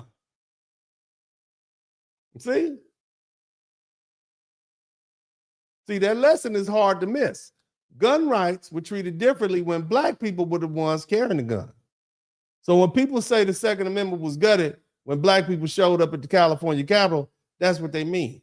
The legal right to open carry existed. Black men used it. And once black men used it in a visible, organized political way, California moved to restrict that law. That's how the caste system works. Because again, black people are not allowed to defend themselves. You understand? Are y'all seeing the correlation? Black people this is the unwritten rule. This ain't law. This is the unwritten social structure. This is social caste system. You learning something? See, the country says black people should obey the law. The Panthers obeyed the law. The country says black people should know their rights. The Panthers knew their rights. The country says black people should protect their communities. The Panthers tried to protect their communities. But once black people use the same laws and the same rights everybody else claimed, the system changed the rules. That's why this history matters to the larger point. Shout out to Urban Eagle. Black people aren't allowed to defend themselves the same way other Americans are. If white men stand outside the state capitol with rifles, and I'm not talking about the California Capitol, I'm talking about, let's say Washington, D.C., right? They start talking about liberty. They start jumping in there looking for legislators. They call them patriots. Matter of fact, they'll set up $1 billion slush fund and pardon as many of them as they can and give them an apology. You'll get an apology from the president of the United States. If black men do it, lawmakers call an emergency and rewrite the Constitution. That's exactly what happened. Now, there's a reason people talk about the Black Panther Party for self-defense. Y'all know what happened to them? What happened to the Black Panther Party, family? Are we learning? Some of them became lawyers, some of them became legislators, but a lot of them went to jail. A lot of them still in jail. See, the Black Panther Party is easier for America to turn into a warning. They put out movies every now and then. They talk about how they went up in that boy's house and shot him with his girlfriend. And the message becomes, see, this is what happens when black people try to defend themselves against violence. The image scared America. So America turned the Panthers into a symbol of dangerous black militancy. But the other armed black groups are more inconvenient because they don't fit that simple story. The Black Panther Party didn't even create the Black Panther name or symbol. Did y'all know that? Did you all know that the Black Panther, that Black Panther symbol wasn't even made in Oakland, California? Shout out to Next Level. Did you know that? Who knew that? That Black Panther symbol. Well, let me say this. I think it's called the Lowndes County Freedom Organization created that symbol. You see? And there was some people from SNCC, the Student Nonviolent Coalition. Their organizers carried the symbol to the wider Black Power movement. So in 1965, you had SNCC organizers like Stokely Carmichael, who actually later on became the Black Panther Party's honorary prime minister. He was working with the residents of Lowndes County, Alabama. It's a rural black belt county known for very violent white resistance and voter suppression. And black residents there formed an independent political party called the Lowndes County Freedom Organization, the LCFO, because many black voters couldn't read well. If you can't read, what? Right? Now, Alabama election law required parties to use visual symbols on the ballot because they knew folk couldn't read. So the white Democrats, because they couldn't read either, they used the white rooster. So the white Democrat, they couldn't read, they used the white rooster. The LCFO, the Lowndes County Freedom Organization, they used the Black Panther. So when you saw the Black Panther, that's who you voted for.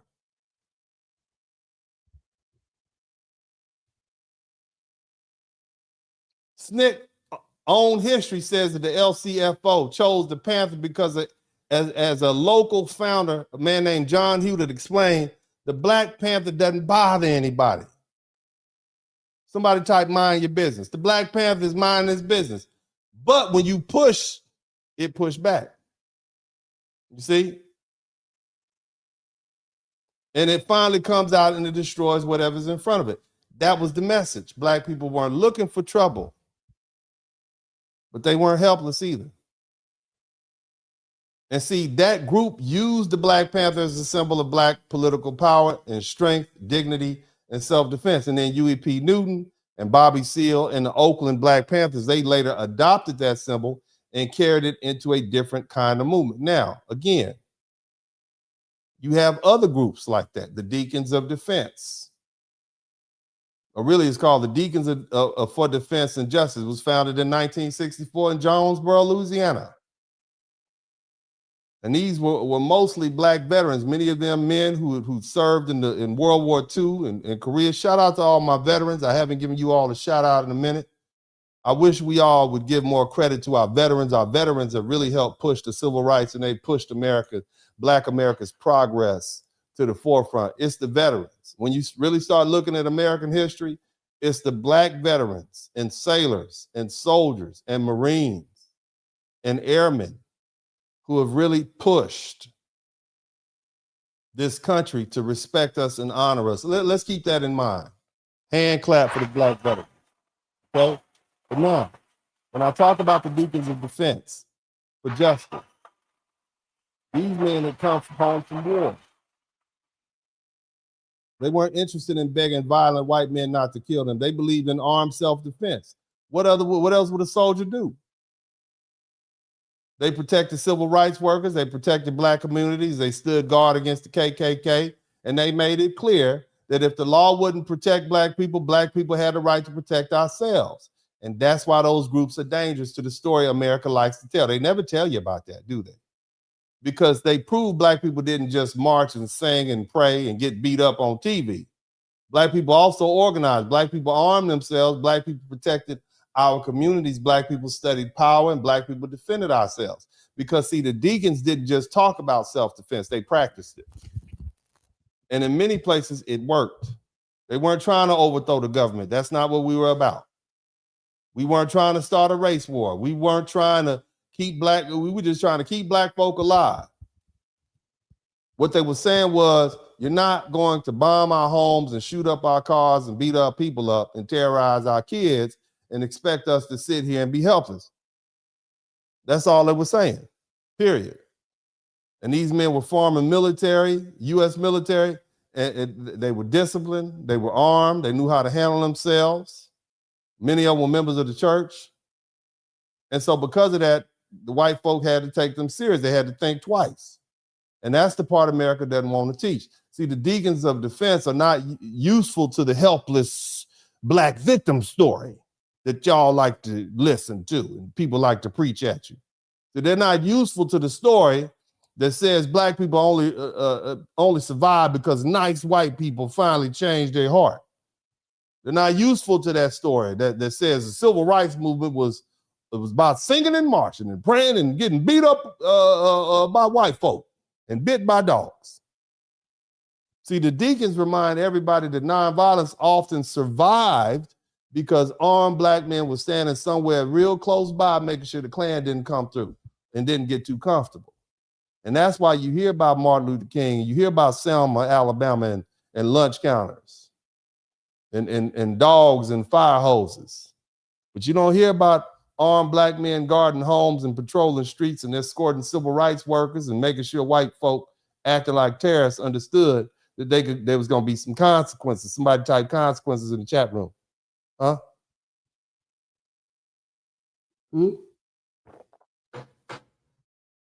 The deacons are a problem for the official story because they show black men defending black people and getting away with it. So they don't become a national symbol the same way that the Panthers did. They don't get a cartoon. They don't get a Marvel character named after them. Somebody type Black Panther. Somebody type Wakanda Forever in the chat room. You don't get that. Huh? They're not placed in the public imagination the same way as the one who got shot and killed or jailed for the cause. They're hoping that they'll eventually, fade away. We'll stop thinking about it. Then you got pesky people like me that keep bringing it up. But see, here's the thing. Their armed resistance proves something important. Black people armed self-defense wasn't just a theory. It was real. It was organized. It was disciplined. And sometimes it works. And that's why they don't tell about this in the history. And we can talk about the slave rebellions. It's the same reason they don't teach full history of slavery. But how can you not teach about slave rebellion? People act like enslaved black people just accepted slavery until Abraham Lincoln graciously showed up and signed a piece of paper and told us we was free on Juneteenth. Shout out to DL 9677. Somebody type Juneteenth. That's a lie. From the beginning, enslaved black people resisted. We ran away. We broke tools. We slowed down work. We poisoned our masters. We killed their kids. We burnt down their property. We formed our own little communities way out in the bushes and the swamp. We fought on ships. We fought the enemy slaveholders during war. And we rebelled a lot. Historians have documented more than 250 uprisings and attempted uprisings involving 10 more enslaved black people before the Civil War. That's 250. Slavery was only like 256 years. So you had one a year, but we never hear about that. Some people say it's even more. If you talk about the small stuff that wasn't documented, just depends on how you count the rebellions.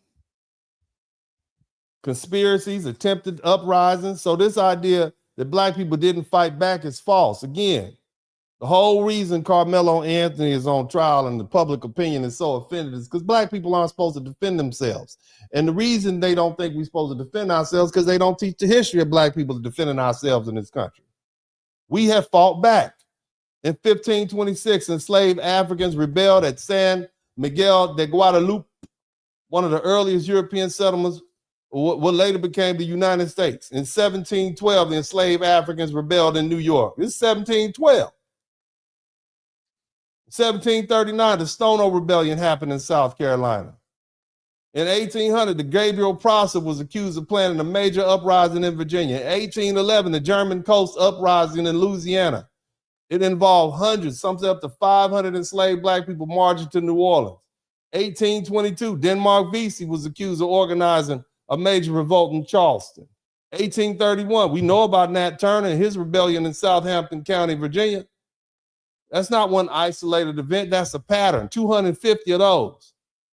And that pattern tells you something about black people. It tells you black people were never naturally submissive. Black people were never happy in slavery. Black people were never content being on the bottom. Black people were always looking for a way out, a way up, and a way to fight back. But America doesn't like to tell that story. Because if you start teaching black children and white children and every other group of people that come to this country that black people resisted, then you teach them that resistance is part of our inheritance. If you teach them about the deacons for defense, then you teach them that black people defend their communities with discipline and courage. If you teach them the real Black Panther story, then you teach them that black people studied the law, used the law, carried weapons, legally fed children, built clinics, and challenged the state. And that's why the history gets narrow. They want black people resistance to be either invisible or criminal. That's why it gets criminalized when you defend yourself. They want black people to be victims and entertainers and workers and athletes and singers and preachers and martyrs. They want black people to be defenders. They don't want black people to be strategists. They don't want black people to be armed citizens. They don't want black people who understood the law and use it. They don't want black people to people who said, no, you're not going to do that to us anymore. That's the point. Black people aren't allowed to defend themselves, not even in history. And when we defend ourselves in real life, they call us dangerous. When we defend ourselves in real life, right? When we defend ourselves in the courtroom, they label us as aggressive. When we defend ourselves politically, our right to vote, somebody write, vote your interest in the chat room. We're called radical. When we defend ourselves with guns, they change the law. When history shows that black people defended ourselves successfully, they bury that story. And that's why the Deacons for Defense matter, and that's why slave rebellions matter, and that's why Black Panthers matter, because all three of these stories expose a lie. Black people have always defended ourselves, and we have a right to defend ourselves. America just doesn't like telling that part. Now, society like black people aren't, you know, that breaks the caste system. You understand? The whole system works only if black people stay in the position assigned to us. Harmed, insulted, controlled, police, studied, judged, and explained, but not feared. Not respected, not allowed to respond with equal force. Black people can be victims, black people can be martyrs, black people can be used as symbols. But the moment black people defend ourselves, the whole society gets uncomfortable because now black people aren't staying in the role society created us. The position is convenient for society. That's the bigger issue. From slavery forward, America had to build a story that black people were lower.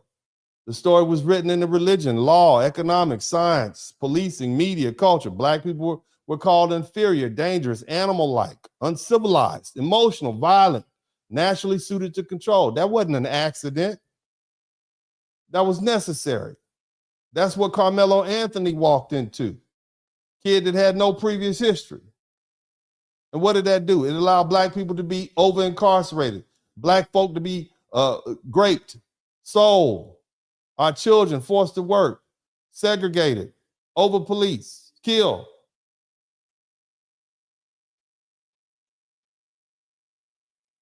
How could they fully admit us as human beings? So guess what? Society created a rule. Black people can suffer, but black people can't retaliate. Black people can be afraid, but that fear won't be believed. Black people can be angry, but that anger will be treated as violence. Black people can be threatened, but if they respond suddenly, they become a threat. See that?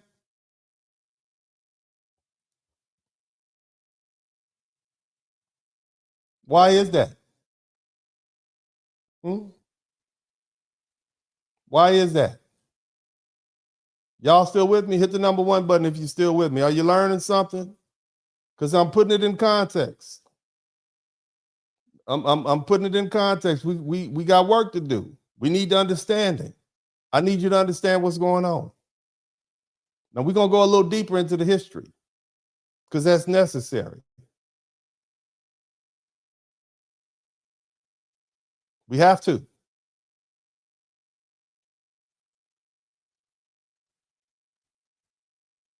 Now, somebody type BLM in the chat room. Black Lives Matter, right? I don't think Black Lives Matter. It should matter. Well, let me say this: Black life doesn't matter the same way because Black people have been placed at a lower social status in America from the beginning. That didn't happen by accident. It was built. It was taught. It was preached. It was written in the law. It was written into economics. It was written into science, religion, politics, courts, schools, and culture. And the reason it had to be built that way is simple. You can't justify slavery and degradation if you see Black people as fully human beings. You can't justify selling mothers away from children if you see them as fully human. You can't justify whipping people and raping people and breeding people and working people to death and still calling yourself civilized if you admit those people are equal human beings, and this is what you're doing to them.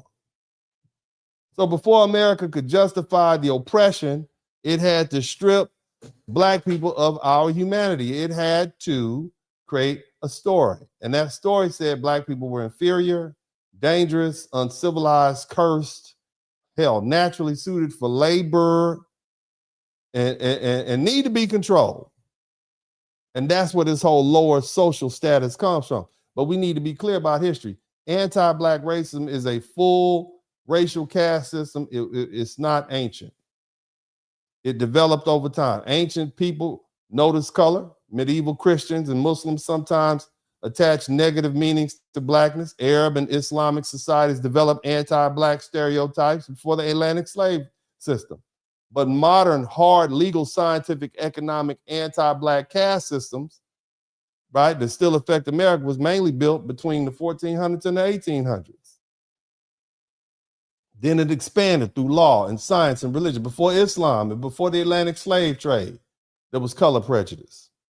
But it wasn't the same thing as the modern racial caste system. In ancient Mediterranean worlds, Greeks, Romans, they knew Africans and Egyptians and Nubians and Ethiopians and other dark-skinned people. They also enslaved people. But ancient slavery wasn't the same as modern racial slavery. Slaves could be Gauls, they could be Germans, they could be Greeks, Slavs, North Africans, and all sorts of people. Now, if you look at some of those people, the Gauls, they look like the modern day Swiss or Northern Italians. Basically, they look white. We call them white. The Greeks, they look like Mediterranean people. Dark hair, dark brown, olive skin.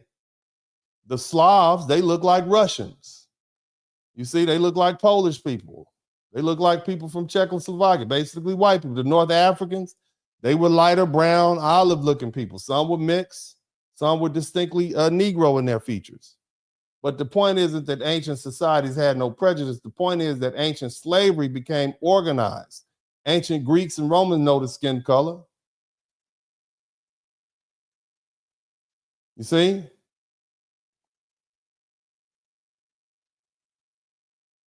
This anti-Black caste system was made. It wasn't natural. But they had to develop it. You see? We could talk about religion. And when I look at religion, it's think about this. It's one of the biggest contradictions in the whole world. The Bible itself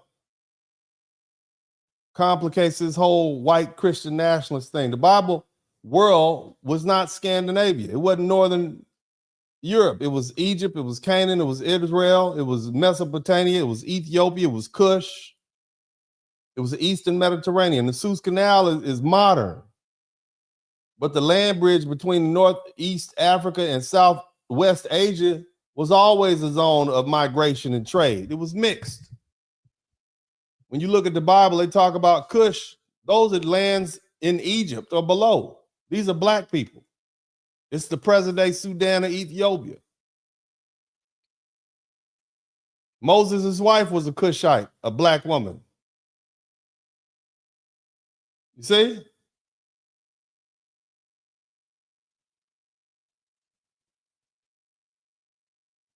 So the later move was historically absurd. Europeans took a Middle Eastern and Northeast African religious world and whitened it and it culturally and turned it into their version of the Holy Bible, and then used that same religious tradition to justify putting African people at the bottom.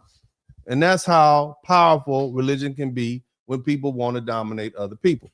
They can take a belief system that came out a world filled with Africans, Middle Eastern, and Mediterraneans, and then justify oppressing those same people with it. Shout out to Samson Killer. That's what happened. That's how religion was used. Same thing goes for Islam. They use Islam. Early Islam had universal ideas and anti-tribal elements, but Islamic Empire still developed the slave system. How'd that happen? Over time, African slaves were taken into North Africa and the Middle East and Persia and Arabia and the Indian Ocean world. And this wasn't identical to the Atlantic chattel slavery, but anti-black stereotypes did develop in these Islamic societies. By the medieval period, you had Arab and Muslim writers associated black Africans with civility and inferiority. I'm not saying that Islam as a whole invented anti-blackness. It doesn't mean every Muslim society treated black people the same way, but it does show that anti-black racial thinking existed in parts of Islamic intellectual worldviews before the modern slave trade because it was convenient. They needed it to justify slavery. Then you had the Europeans show up. They needed a reason to justify slavery. So they used religion. Even the Pope. He authorized the Portuguese king to subdue and enslave pagans and other non-Christians. At first, European enslavement was justified as Christian war against non-Christians, but once Africans became the labor source for the New World, the justification hardened around blackness. It went from they are heathens to they're naturally inferior. And that change was necessary because many Africans became Christian. And once baptism could no longer justify freedom, Europeans needed something deeper than religion. They needed race, and they utilized it. They needed it for the labor force.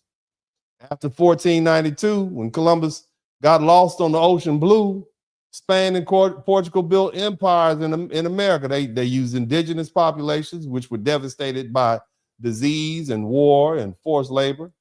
And so they needed another labor force for the sugar mining and the tobacco and the rice, and later the cotton. The Atlantic plantation system became a machine. That machine needed bodies.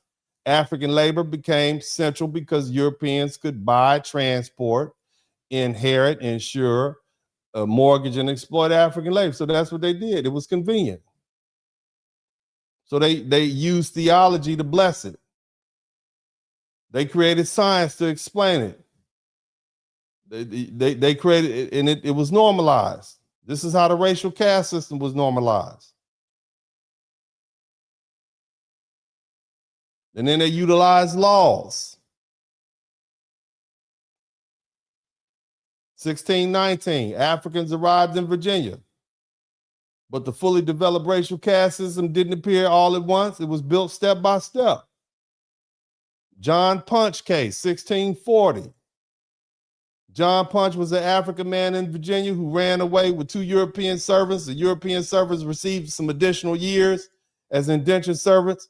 John Punch was sentenced to life in servitude. You are now officially a slave for life. That was the early signs of the law treating the African status different. See? In 1677, Virginia began to pass another law. At that, they said baptism can no longer be used to free and enslaved people. So your religion isn't good enough. You're still going to be a slave. So Virginia protected slavery by saying even Christian black people could be slaves. In other words, they moved the line. And when religion could no longer do the work, race did the work. Again, they used the curse of Ham. This is what they did. Look, even though the biblical text doesn't say black people were cursed into slavery, they used Christianity to tell enslaved black people to obey while slaveholders ignored the moral contradiction of owning human beings. Think about that. At the same time this is going on, you have people like Thomas Jefferson, who wrote the Independence, language saying that all men are created free, except black people. Think about that.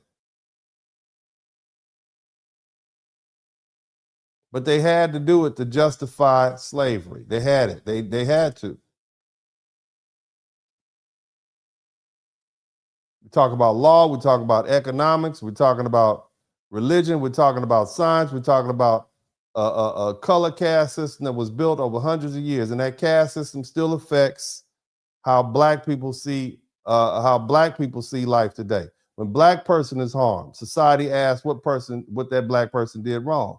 When a black person is attacked, society asks why the black person didn't walk away. Isn't that the same questions they asking about Karmelo Anthony? They gave that boy 35 years. Did y'all hear that? 35 years. This boy's 19 years old. When a black person is afraid, society doubts the fear. When black people is angry, society calls that anger dangerous. When black person defends himself, society acts like he had no right to defend himself, right? That's what we see, right? I'm just explaining it to you. You might not like what I had to say. I'm just giving you the rules to operate by, family. Many of you all didn't like the fact that I said, hey, you can't use excessive force in response to somebody's normal force, or you can't use dangerous, deadly force. I'm trying to save you from a 35-year bid. Do y'all want to hear what I have to say, or you want to be mad? You can be mad all you want to, but I'm telling you, you need to act accordingly. At least I'm decent enough to give you the historical background so you can understand why we are the way we are, so you can at least have some understanding of why we act accordingly. That's what lower status does. That's what a lower social status does. It makes your pain negotiable. It makes your fear unbelievable. It makes your death debatable. It makes your life easier to dismiss. So when we say black life doesn't matter, we aren't saying black life has no value. We're saying America has never treated black life as having equal value. America created a system where black people were placed at the bottom, and it is convenient. And every institution was used to keep us there. Religion, science, law, education, media, the justice system, politics, economic culture. This is where we at. That's the point. Black people have a lower social status because America and the broader and Western world spent hundreds of years building a racial caste system that may put blackness at the bottom. And when blackness is placed at the bottom, black life becomes easier to disrespect, easier to blame, easier to criminalize, easier to cage, easier to ignore, easier to kill. Somebody type 35 years.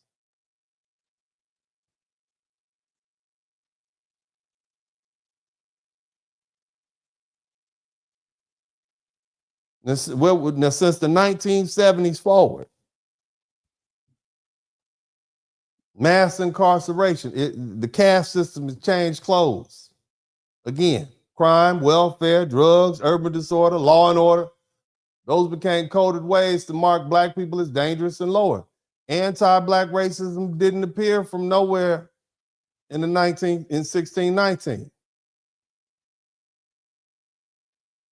We talked about that history, but this is where we are now.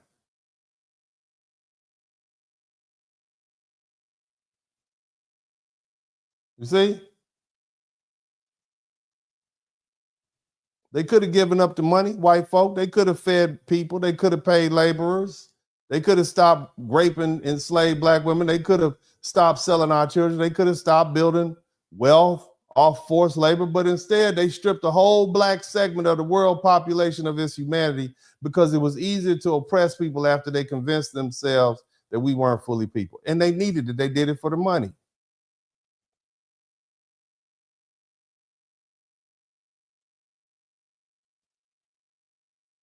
And see, here's the other thing, family. I want y'all to listen to. You're not going to like this. I'm going to go back somewhere you don't like again. But you're going to listen anyway. When I'm talking about how society as a whole has been trained to see black life as less valuable, that's not just white people. And it's not just the other minorities and the Asians either. That includes black people. I'm talking about you all. And see, that's the part nobody wants to say out loud. Black people don't even value black lives, do you? Let's be honest. What's the bigger threat to black life?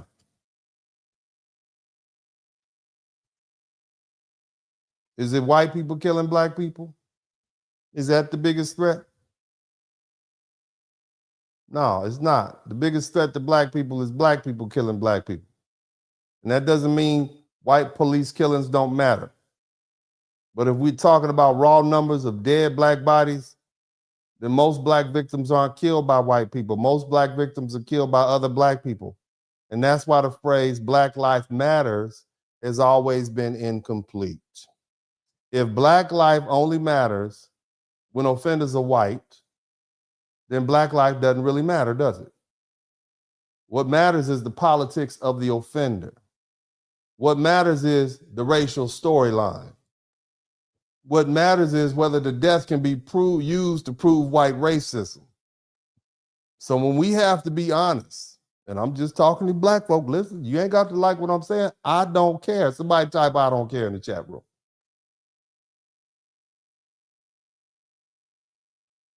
See, black death only matters when it has a political value. And the data makes this impossible to avoid. In 2023, black people had a homicide victimization rate of 21.3 per 100,000 people. That's a lot. White people had a rate of 3.2 per 100,000 people. That means black people were murdered at more than 6 times the rate of white people. So if we're serious about black life, that should be treated as a national emergency. But it's not treated that as a national emergency, is it? Because most of those black victims aren't killed by white police officers or white vigilantes or non-black defendants, are they? Most are killed by other black people. And that's where the caste system becomes internal. It's not just that white life outranks black life in America. It's that black life has been so devalued that even black people can become numb and have become numb to black death. If a little black child gets shot in the neighborhood, and you know what people are going to say? They're going to say, that's sad. They're going to put his face on a t-shirt and keep it moving. If a black woman goes missing, her family has to beg people to share the flyer. A black man gets murdered by another black man, and unless the facts are shocking enough to go viral, the story just disappears. But let a white cop kill a black person, and now everybody knows and cares about it. That's the problem. Black life shouldn't need a white offender to become valuable. People love to say black on black crime, okay? And it doesn't prove that we're uniquely violent.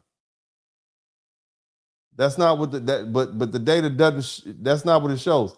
Data shows that most murders are intraracial. In other words, most white people are killed by white people. Black people usually kill black people. Hispanic people kill Hispanic people, Asian on Asian, etc. Because most of those murders are largely about proximity. People usually kill people that are nearby. See? For instance, 84% of white homicides killed by white people. 88% of black homicides killed by black people. That's between 20 and 2023. It shows that 75% of Hispanic homicide victims are Hispanic offenders. It shows it 65% of Asian homicide victims are killed by Asian offenders. So the issue isn't black people are the only group with intra-racial violence. The issue is that America only weaponizes interracial violence when it's black people involved. Nobody says white on white crime is a problem. Every time a white person kills another person, nobody treats white on white murder as proof that white people don't value white life. Nobody says white culture is defective every time a white man kills his wife and his children and his co-workers and his classmates or people in the neighborhood. But when black people kill black people, suddenly the whole race is on trial. But still, somebody type, but still, we can't hide behind that point. White people kill white people too, and black on black crime is often used in a racist way. But none of that changes the fact that black people are being murdered at more than 6 times the rate of white people by black people. But see, we only get loud when the killer is white. We only organize when the story fits the civil rights frame. We only care when the death can be blamed on somebody outside the community. That's why I say black life doesn't matter enough to black people. That's the real issue. The only time America consistently gives black death full value is when the killer is white or when the case can be framed as a racial story. And that's why white police killings get played over and over. That's why white vigilante killing of a black person becomes a national news. That's why non-black business owners killing a black child who ran 130 yards to get away from him can become a national racial flashpoint. And I'm not saying those cases don't deserve attention. They do. They deserve scrutiny. They deserve outrage. But if we only care, then we aren't really defending black life. We're defending black life only when it can be used to indict somebody. And the uncomfortable truth is that the media isn't forcing this on us, are they? The media is responding to what black people watch. The media gives black people what they have an appetite for. The reason black on black homicide doesn't dominate the news cycle isn't because it doesn't happen. It's because most black people don't watch it. It doesn't fit the story we want to tell ourselves about ourselves, does it? Black on black crime is very inconvenient. You see? See, in that story, black people are victims, but black people are also the perpetrators. You can't easily divide the world into oppressors and oppressed in that regard. You can't point to a white cop or a white vigilante or a racist law or a racist institution and say, there's the problem. That's hard. It's a lot of gymnastics, intellectual gymnastics. The story becomes complicated. It forces us to look inward. It forces us to ask some hard questions about ourselves, about our culture, about violence, about family structure, about community leadership, about accountability and personal responsibility. A lot of people don't want to have that conversation, do you? What we want is a villain. We want somebody else to blame. We want a story where we're clearly the victim and somebody else is clearly the aggressor. We don't always need to be the good guy, but we certainly don't want to ever be the bad guy. See, that's easier. That's cleaner. That's safer. And that's more emotionally satisfying, but it also is not honest. And that's what we are not here, is not honest. Think about what happens when a black person kills another black person. Most people scroll right past it. A black teenager gets shot by another black teenager in the hood, and the local story is gone in 2 days. A black woman gets unalived by her boyfriend or husband, the story disappears before he hits the press. Child gets caught in the crossfire. Nobody knows about it outside the immediate community. Nobody pays attention, but let an offender be white. And suddenly the entire country's enraged. There was a time in the 1980s and the 1990s when people openly talked about drive-by shootings and gang violence and homicide in the black community. Today, most of the conversations have disappeared from the national discussion. They might say Chicago. Chicago has become shorthand for black on black violence. But even then, most people don't want to hear about it. They don't want to hear statistics. They don't want to hear names. Shout out to Black Sands. They don't want to hear about victims. They don't want solutions. They don't want accountability. They just Change the channel. And that's why this isn't a media problem. It's an audience problem. The media follows attention. The attention follows the appetite. And our appetite is for stories that reinforce what we already believe. Again, if Black life truly mattered equally, then the identity of the killer wouldn't determine the level of outrage. If a dead Black child matters when a white police officer kills him, then a dead Black child should matter when a Black gang member kills him too.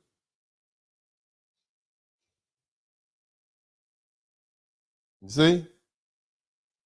But that's not how we behave. Too often, Black death only becomes nationally valuable when it can be attached to a racial narrative. And when that happens, we're not measuring the value of life. We're measuring the usefulness of the story. That's the point. And if our level of concern changes because or based on the race of the offender, then the issue isn't just Black death. The issue is which version of Black death fits the narrative we're willing to consume. And that's where we fail. That's where we fail.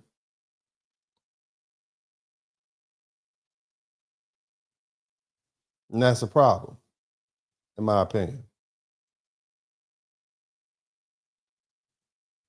My humble opinion.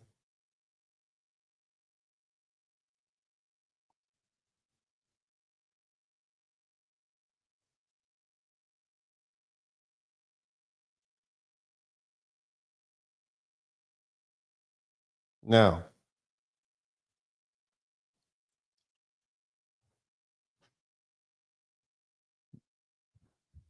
as I said earlier,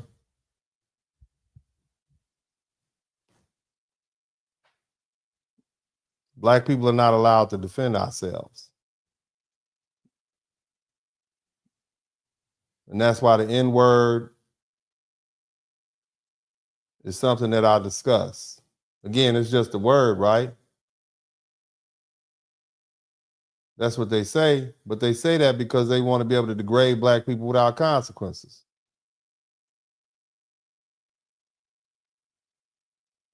Black people aren't allowed to defend ourselves even if we're attacked. And when we do, suddenly everybody wants to lecture us about maturity, restraint, and such. That's a double standard. Physical defense, physical self-defense. When white people defend themselves, society understands fear. When non-Black groups defend their dignity, society understands their outrage. When Black people defend ourselves, society starts looking for reason to call us aggressive. Black person doesn't get to be scared first. A Black person has to prove fear after the fact.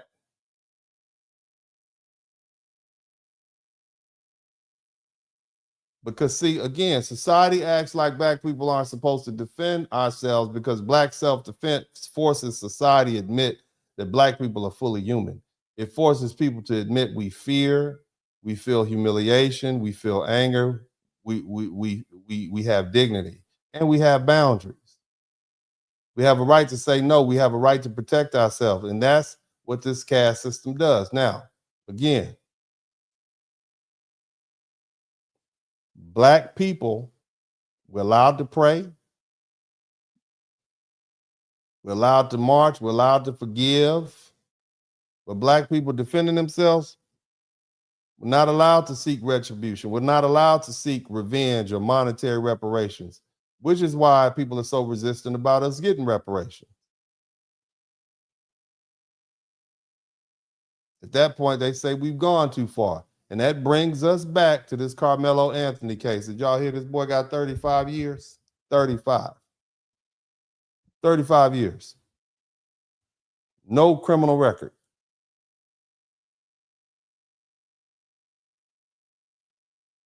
However you feel about Karmelo Anthony, however you feel about Austin Metcalf, it's a tragedy. A 17-year-old boy lost his life, and another boy's going to prison for 35 years. But we still have to be honest about this case and what it's really forcing us to look at. Karmelo Anthony defended himself. Some of you may believe he went too far. The jury believe he went too far. Some of you believe he used too much force. The jury believed he used too much force. You believe that the outcome was tragic and unnecessary. I would agree. But here's what we need to understand. Karmelo Anthony didn't just randomly walk up on Austin Metcalf and stick a knife in him. He was minding his business. This whole conflict was brought to him and put on his front door, relatively speaking. The child was at it was a rainstorm. He was sitting under a tent at a high school track meet. One boy. He wasn't in there playing the drums. He wasn't blowing the saxophone. He wasn't keeping up a racket. And then another boy tried to make him leave.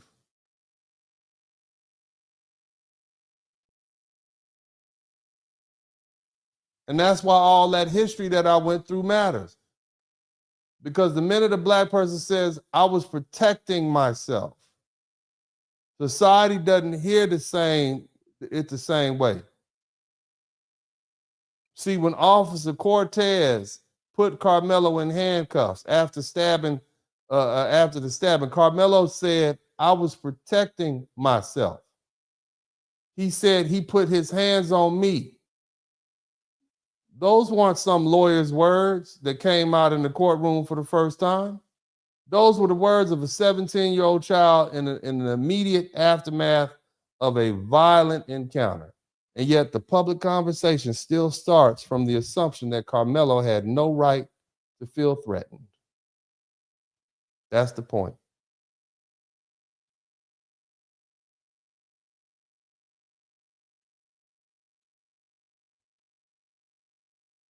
If the facts are that Karmelo was sitting down, Austin was standing over him, Austin put hands on him.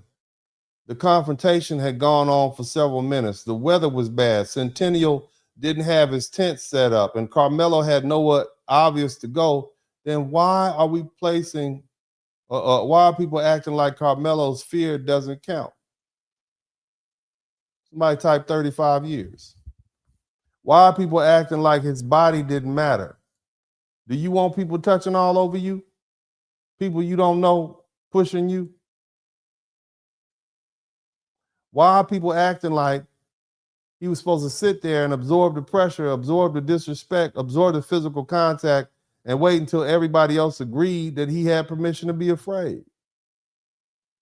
And that's what I mean when I say black people aren't allowed to defend themselves. I'm not talking about the law. I know what the law says. I spent the first hour talking to you all about the law. I know what the law says.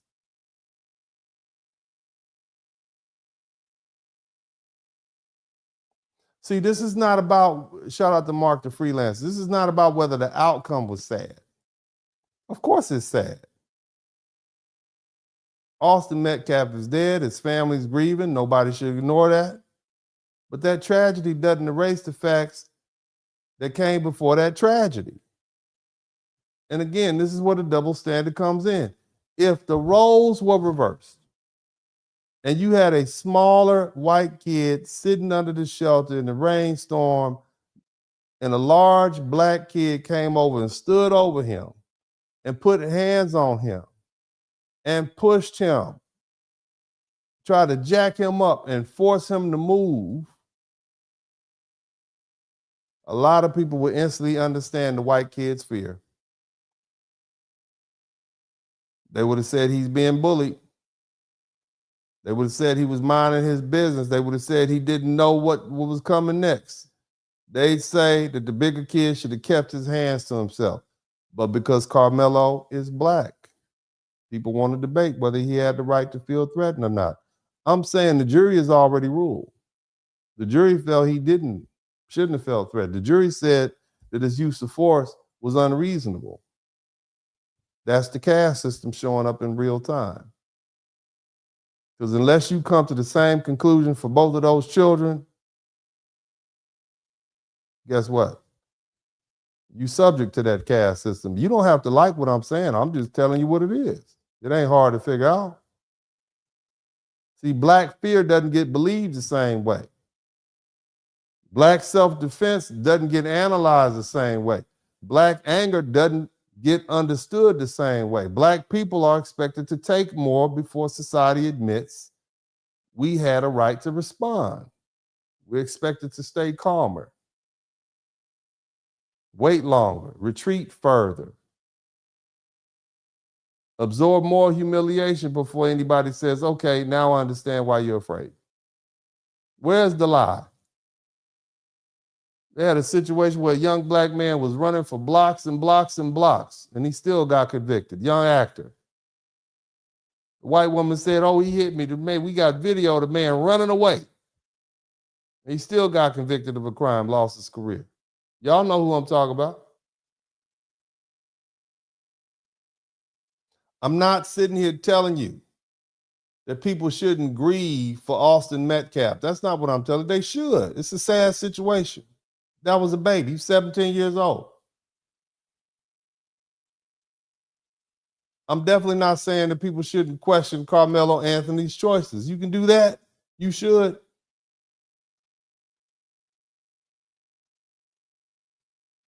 See, what I am saying is this. Don't erase Karmelo's right to defend himself just because the outcome was tragic. Don't pretend this case started at the moment the knife entered into Austin's body. This case started before that. It started with the rain. It started with the tent. It started with the confrontation. It started with who was sitting and who was standing, who put hands on who, and whether Karmelo Anthony had a reason to believe he was in danger.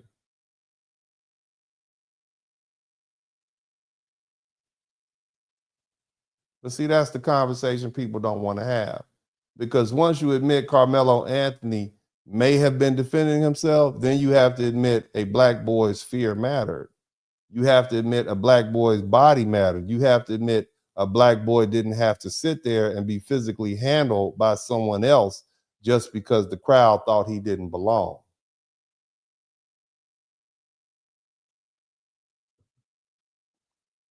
That's what society struggles with. Now, what if it was a little white girl? What if it was a little white girl sitting there, a little 110-pound white girl, and some big black dude ran up on her and started pushing her, and she jumped bad on him and put a knife in his chest? Nobody in here would think that her use of force was unreasonable, would you? Because that's the most protected class. The truth is, Karmelo Anthony defended himself. The legal question was whether the jury believed that that defense was justified. But the social question is even bigger. Why is it so hard for people to believe that a black person can be afraid, can be cornered, can be threatened, can have the same human instinct to protect themselves as anybody else? And until we honestly answer that question, this situation is going to repeat. Now, I'm going to take the opportunity to read these super chats, Cash Apps, and PayPals.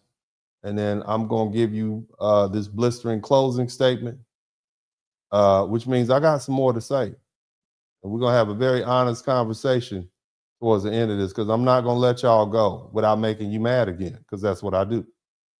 This is what we do here.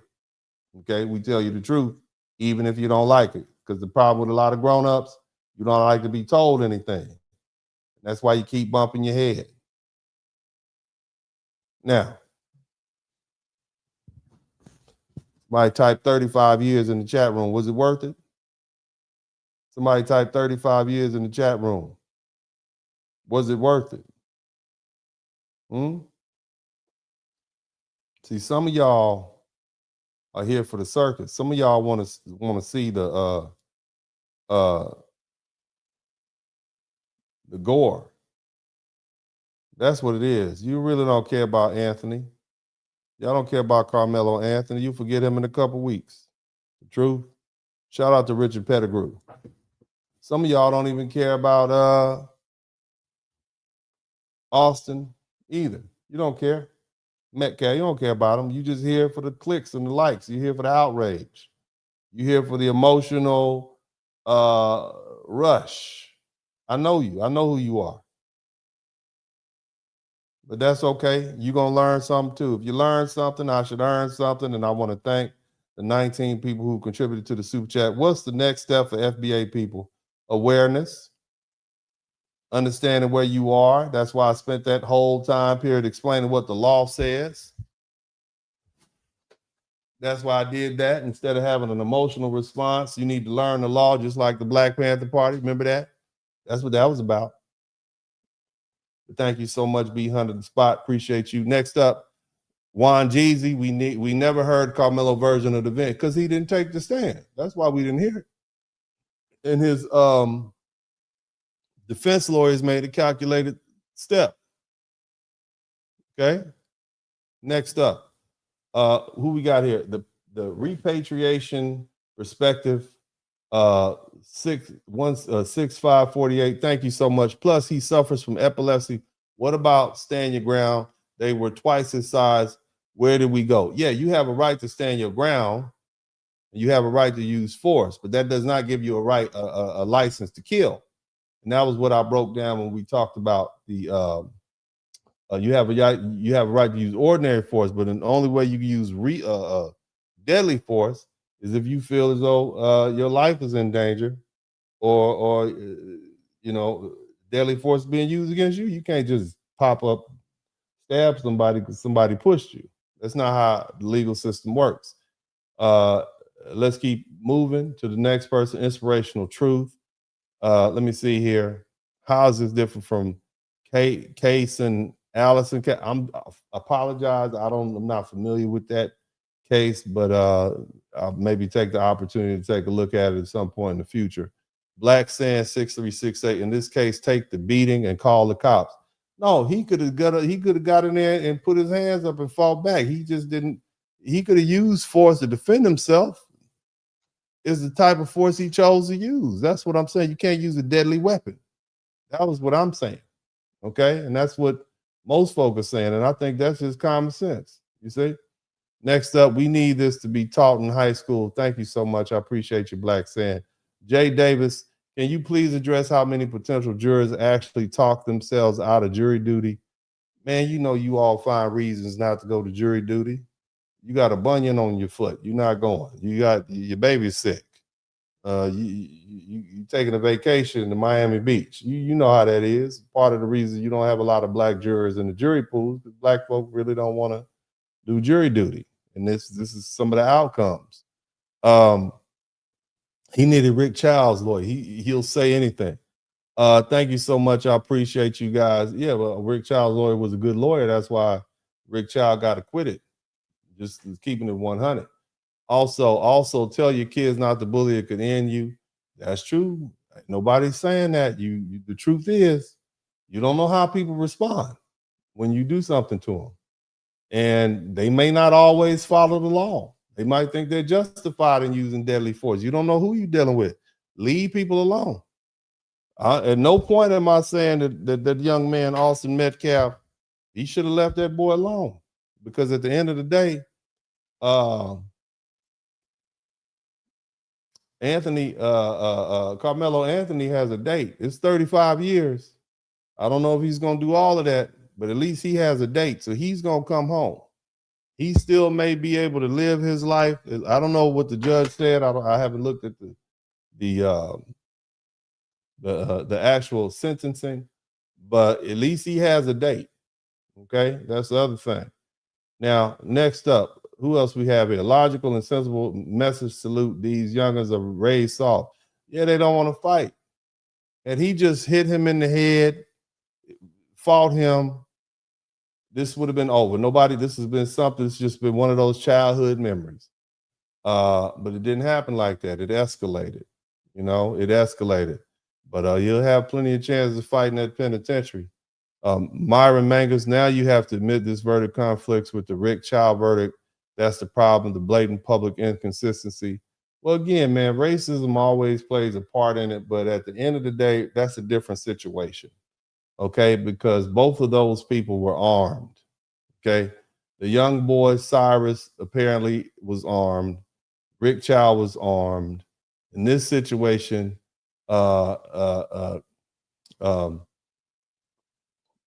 Metcalf did not have a knife. It wasn't a knife fight and somebody got stole.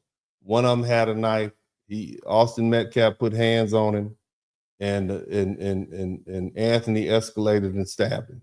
Okay, so it's a bit different. It's not the same, but thank you so much, family. Urban Eagle, thank you for the $2 super sticker. Next level, TAC, cool if they do it. It's a problem if we do it. Hey, bro, it is what it is. This is where we at. Muslims are going to be their worst nightmare. Thank you so much, Dale 9677. Also, I'm a financial recovery, so I can't do as much as I'd like. Samson Keller, thank you so much. I still always learn from you, and this time you delivered a deluge of knowledge, my bro. Thank you so much, family. I appreciate you learning. Somebody type learn something in the chat. We got 19 super chats. We rolling. That's what's up. Thank you. So again, you guys you don't owe me anything. You don't have to donate anything. I graciously appreciate the time you spend with me, but I would appreciate if you guys would subscribe to the channel if you hadn't already. As you see, I put a lot of time and energy into this because I actually want you to walk away with something. What I'm trying to do is, look, it's a lot of outrage. It's a lot of people who want to get you outraged. But after you listen to me for a little while, you have a lot more understanding. If you listen to the actual, what the actual statute says about, at least in this regard, about self-defense, you have a much better understanding as to why self-defense failed. So it doesn't make you feel hopeless. You understand, well, damn, yeah, he could have hit him. He just wasn't supposed to stab him. Y'all get that. That's basic. You can use ordinary force in response. You can't use deadly force. That's a basic lesson, right? And so now you can operate accordingly. You hanging out with somebody, and situation goes bad and y'all end up in a fight, you can't pull out a pistol and shoot the other side. You can punch, you can kick, you can use ordinary force. You can't kill people just because they throw hands, but you got to throw hands. Somebody type throw hands in the chat room. It is what it is. If you scared, stay home. But anyway, XX Locksmith, you call him a child, you call him a boy. Otherwise, you would have called him a man. Stop being manipulative. Here's your $1. Well, thank you for the $5. But which one of these people, Austin Metcalf and Karmelo Anthony, which one of them was a man? Because by my recollection, both of them are 17. So me calling them a child, me calling them kids, that's appropriate. I'm not calling the 27-year-old man a kid. I'm calling the child. This man is a minor. These children, that wouldn't even make sense. These are minors. These are children. These are kids. What's the problem with that? He's a boy, not a man, according to the law. Is that what we're gonna follow? We're gonna follow the law. You don't have to like what I'm saying, but it's accurate. Anyway, shout out to XX Lock. He says such a liar. No, lawyer. It's not, you misspelled it. But anyway, thank you so much. I appreciate you, Mark Freelances, for the gift. And also, Dramatic City, no blacks on jury hurt because they know, put your hands on me and see. It's a warning provocation. See, the thing is, man, it's not necessarily about black people, because if you get enough black engineers and black doctors and black no people on the jury, you're gonna get the same result. Okay, you all misunderstand. Let me run this down to you. A lot of black people are tired of these YNs themselves. There's a lot of black people watching this channel right now. This wouldn't even be a racial issue. Wouldn't even be a racial issue. If we're in a situation where a young black boy stabbed another black boy, right? And it was all black jury, and it was a fist fight, and it resulted in that, they might go to jail too. Black people are not these liberal group of people. We don't believe in that. Might not have gave them 35 years, but black people are tired of that too. Everybody's tired of that. Okay? Everybody's tired of the behavior. Look, I love black people. I love you. I love you. And I know it's black people that love black people here too, but sometimes you got to love people from a distance. Am I telling the truth? Do you want to be around that? Some of this behavior that we see going on? These teen takeovers, somebody type teen takeover in the chat room. Aren't y'all, some of y'all shout out to Greg L. Again.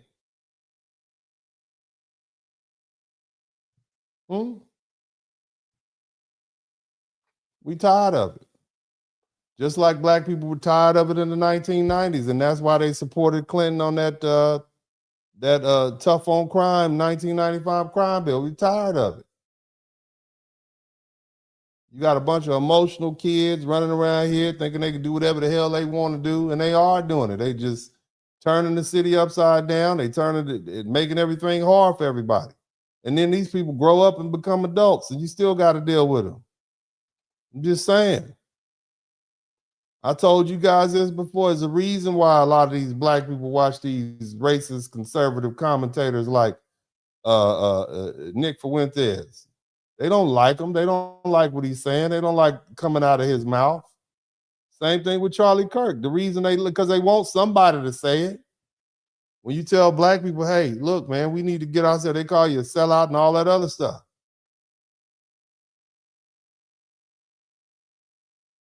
So you can't say anything. They just shut you down.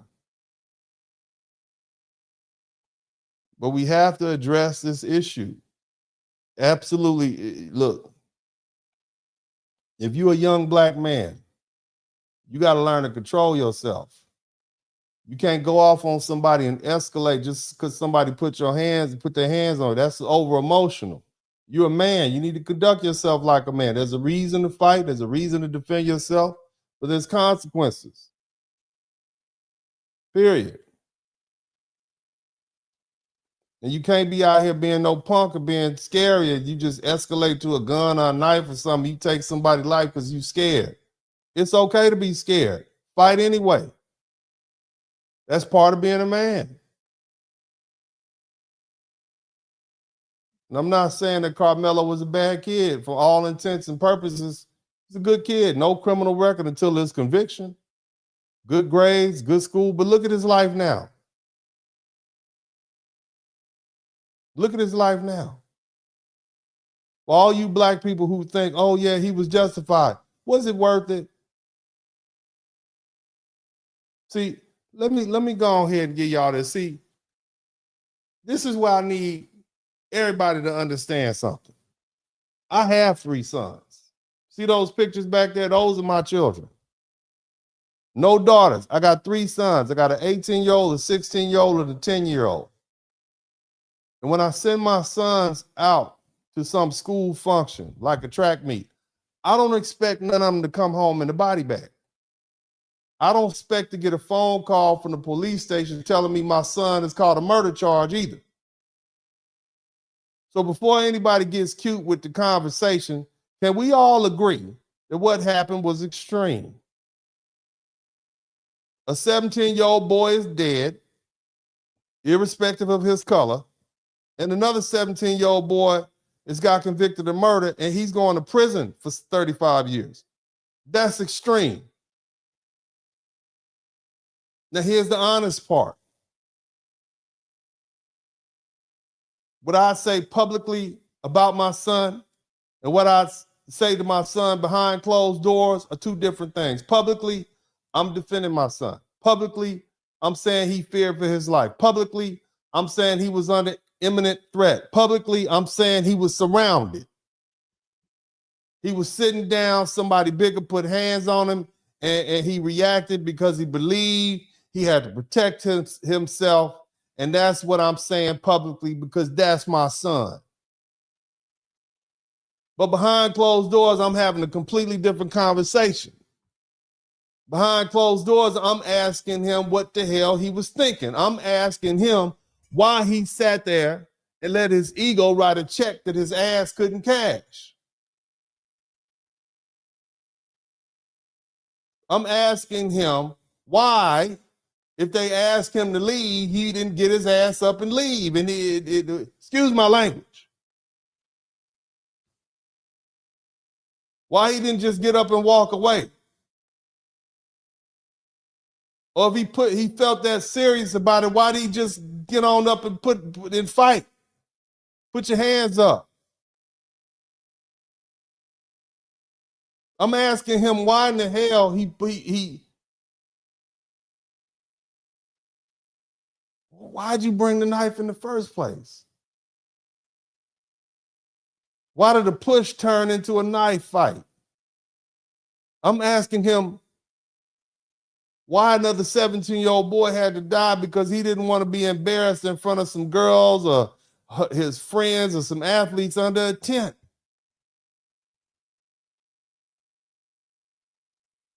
Let's be real. He wasn't getting stomped out on the ground. Was Karmelo Anthony getting stomped out? Yeah, he might have had some other people from the other team around him. They weren't 4 or 5 deep kicking him in the throat and the head. I've been there before. This is another teenager. This wasn't some grown man attacking a child. Yeah, one kid had a little bit bigger, but that's life. One kid's a little smaller. Okay. They're both still kids. If my son played football and ran track, I'm asking him, you mean to tell me you never been hit on the football field? You never been pushed or knocked down on the football field? You ain't never had to handle somebody bigger than you before? Because see, in my mind, if you've been on the football field, you know exactly what physical contact feels like. And you know it's not going to kill you. So behind closed doors, I'm not letting him hide behind fear without asking some hard questions. And that's not me saying he didn't have a legal defense. I'm not saying that. That's not me saying the jury shouldn't hear self-defense. That's not me saying Austin Metcalf had a right to put his hands on my son. He didn't. Look, you don't get to walk up on somebody and put hands on them and try to move them and then get shocked when things escalate. But as a father, let me say this, as a responsible father who loves my children and wants the best for them and don't want them to get 35 years in prison or any other children get that, I'm still asking my son why he let it get there as a man. I'm asking him why he didn't get up and leave. I'm asking him why he didn't fight with his hands. I'm asking him why he pulled out a knife over a teenage schoolyard fight.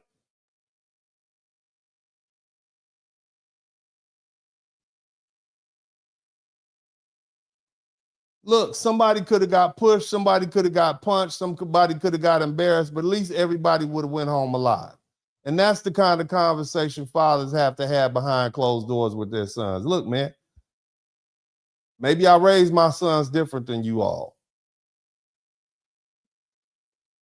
One of the craziest things I told my children that is more important to learn how to fight than read. This is when they were 4 years old. And I'm sure they was like, that's not what everybody else is telling us, Daddy. But I believed that my sons needed to know how to defend themselves. That's why I put them in martial arts. I got my 2 oldest boys. Both of them about to be 3rd-degree black belts in Shotokan. They have 2nd-degree black belts in Kung Fu.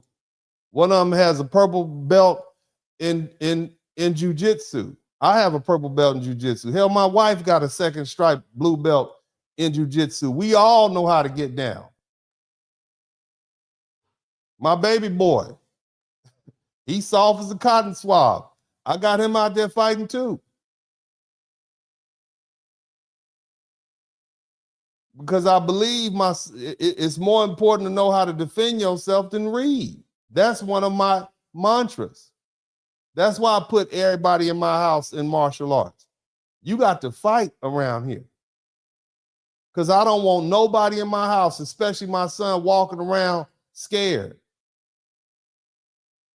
Walking through the world scared. I don't want them thinking every conflict requires a weapon for them to defend themselves. I don't want them thinking that a black eye is the end of the world or a busted lip or a broken tooth is gonna just end their life. Sometimes you gotta fight. Sometimes you're gonna lose a fight. Sometimes you're gonna get embarrassed. Sometimes you're gonna take an L. But at least you live to talk about it. That's life.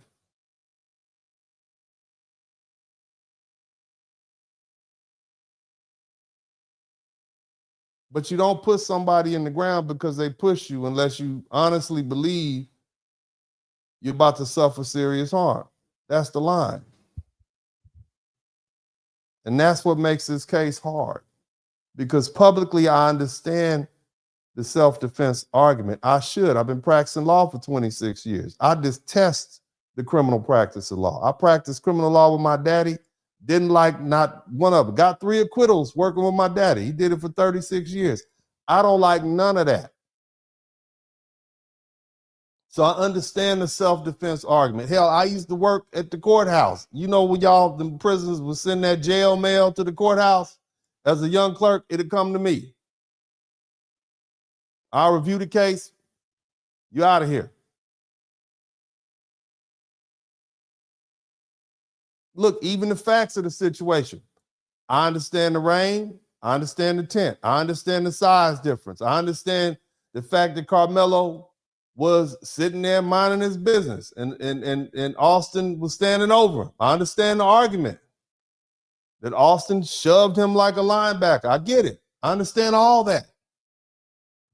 But privately, as a father, and this is not just about fathers, mothers too. As a father, as a parent, son, your ego got you here. And some of y'all listening to me right now then got yourselves in situations because your ego got you there. Some of you grown-ups, some of you so-called grown-ups out there right now.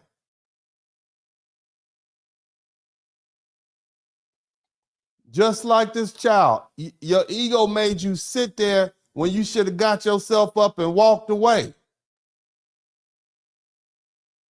Your ego had you still talking and made you stay in that confrontation that didn't even need to continue. Your ego made you think losing this fight was worse than losing your future. Somebody typed 35 years in the chat room.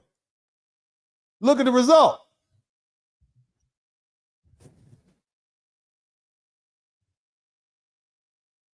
Look at the result. One family had to plan a funeral. Another family is planning an appeal for their child.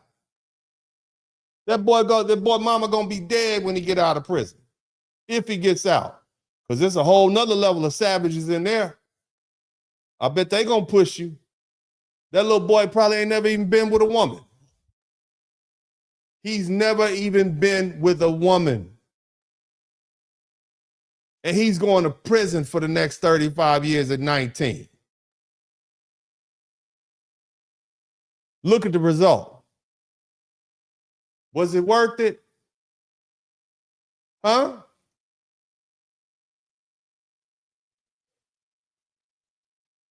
Was it worth it?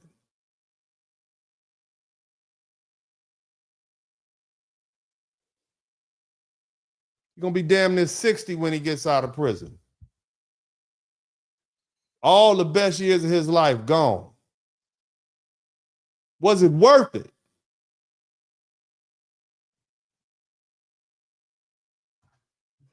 Calling me a goddamn sellout and all these names because I'm trying to tell y'all dumb behinds not to do this dumb. This is how the system works. Was it worth it? Do you want that for your son? Huh? Do you want it for yourself?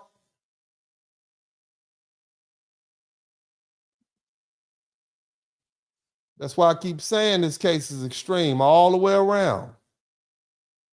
Look, man, I don't care what color Austin Metcalf is. He didn't deserve to die.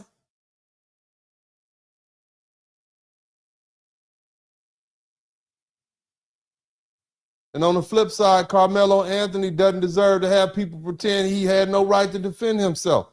Both things can be true at the same time.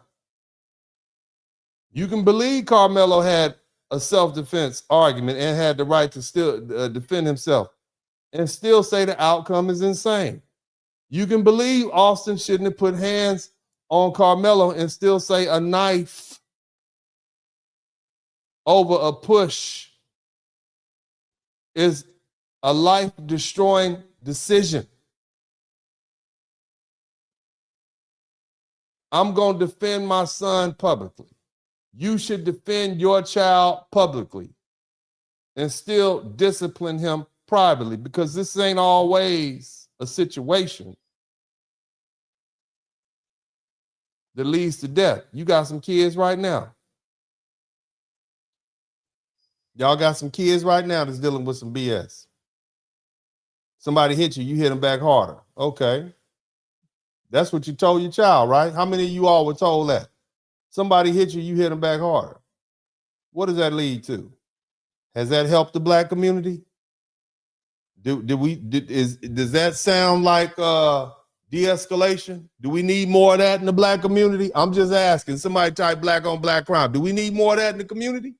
Has that helped us? Has that philosophy really helped advance black society over the past 100 years? I don't think so.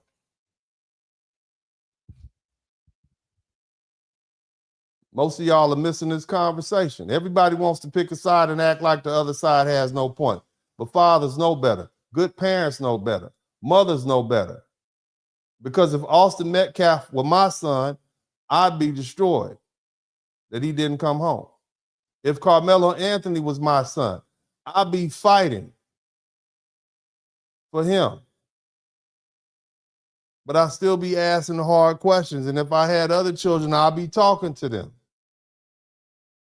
Because at the end of the day, two families lost something. One family lost a child forever. The other may lose their child in prison for decades. And all of this started over a rainstorm, a tent, a teenage ego on both sides, and a conflict that never should have gone that far.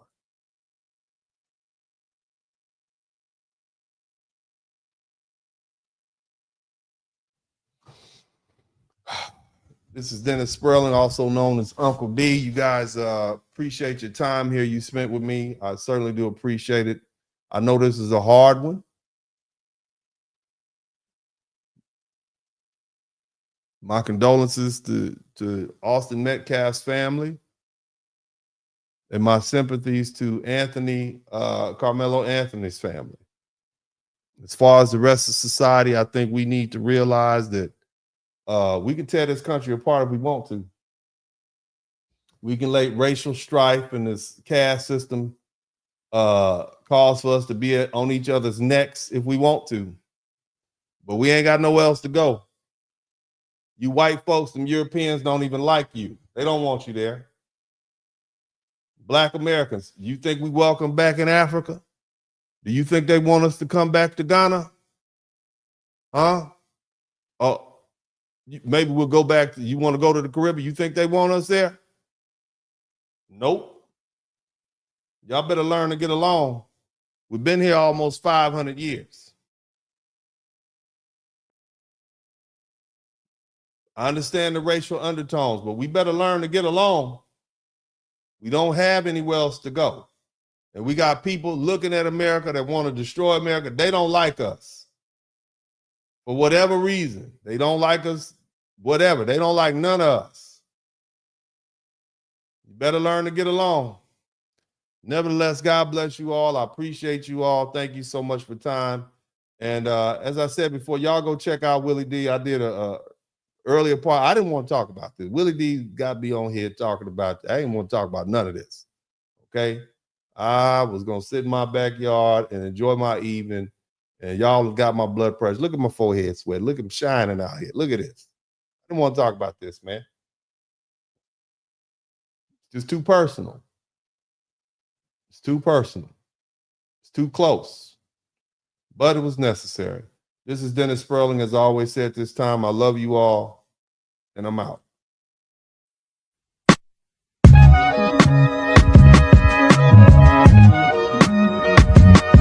Dennis Spurling Podcast. Hit the like button, subscribe.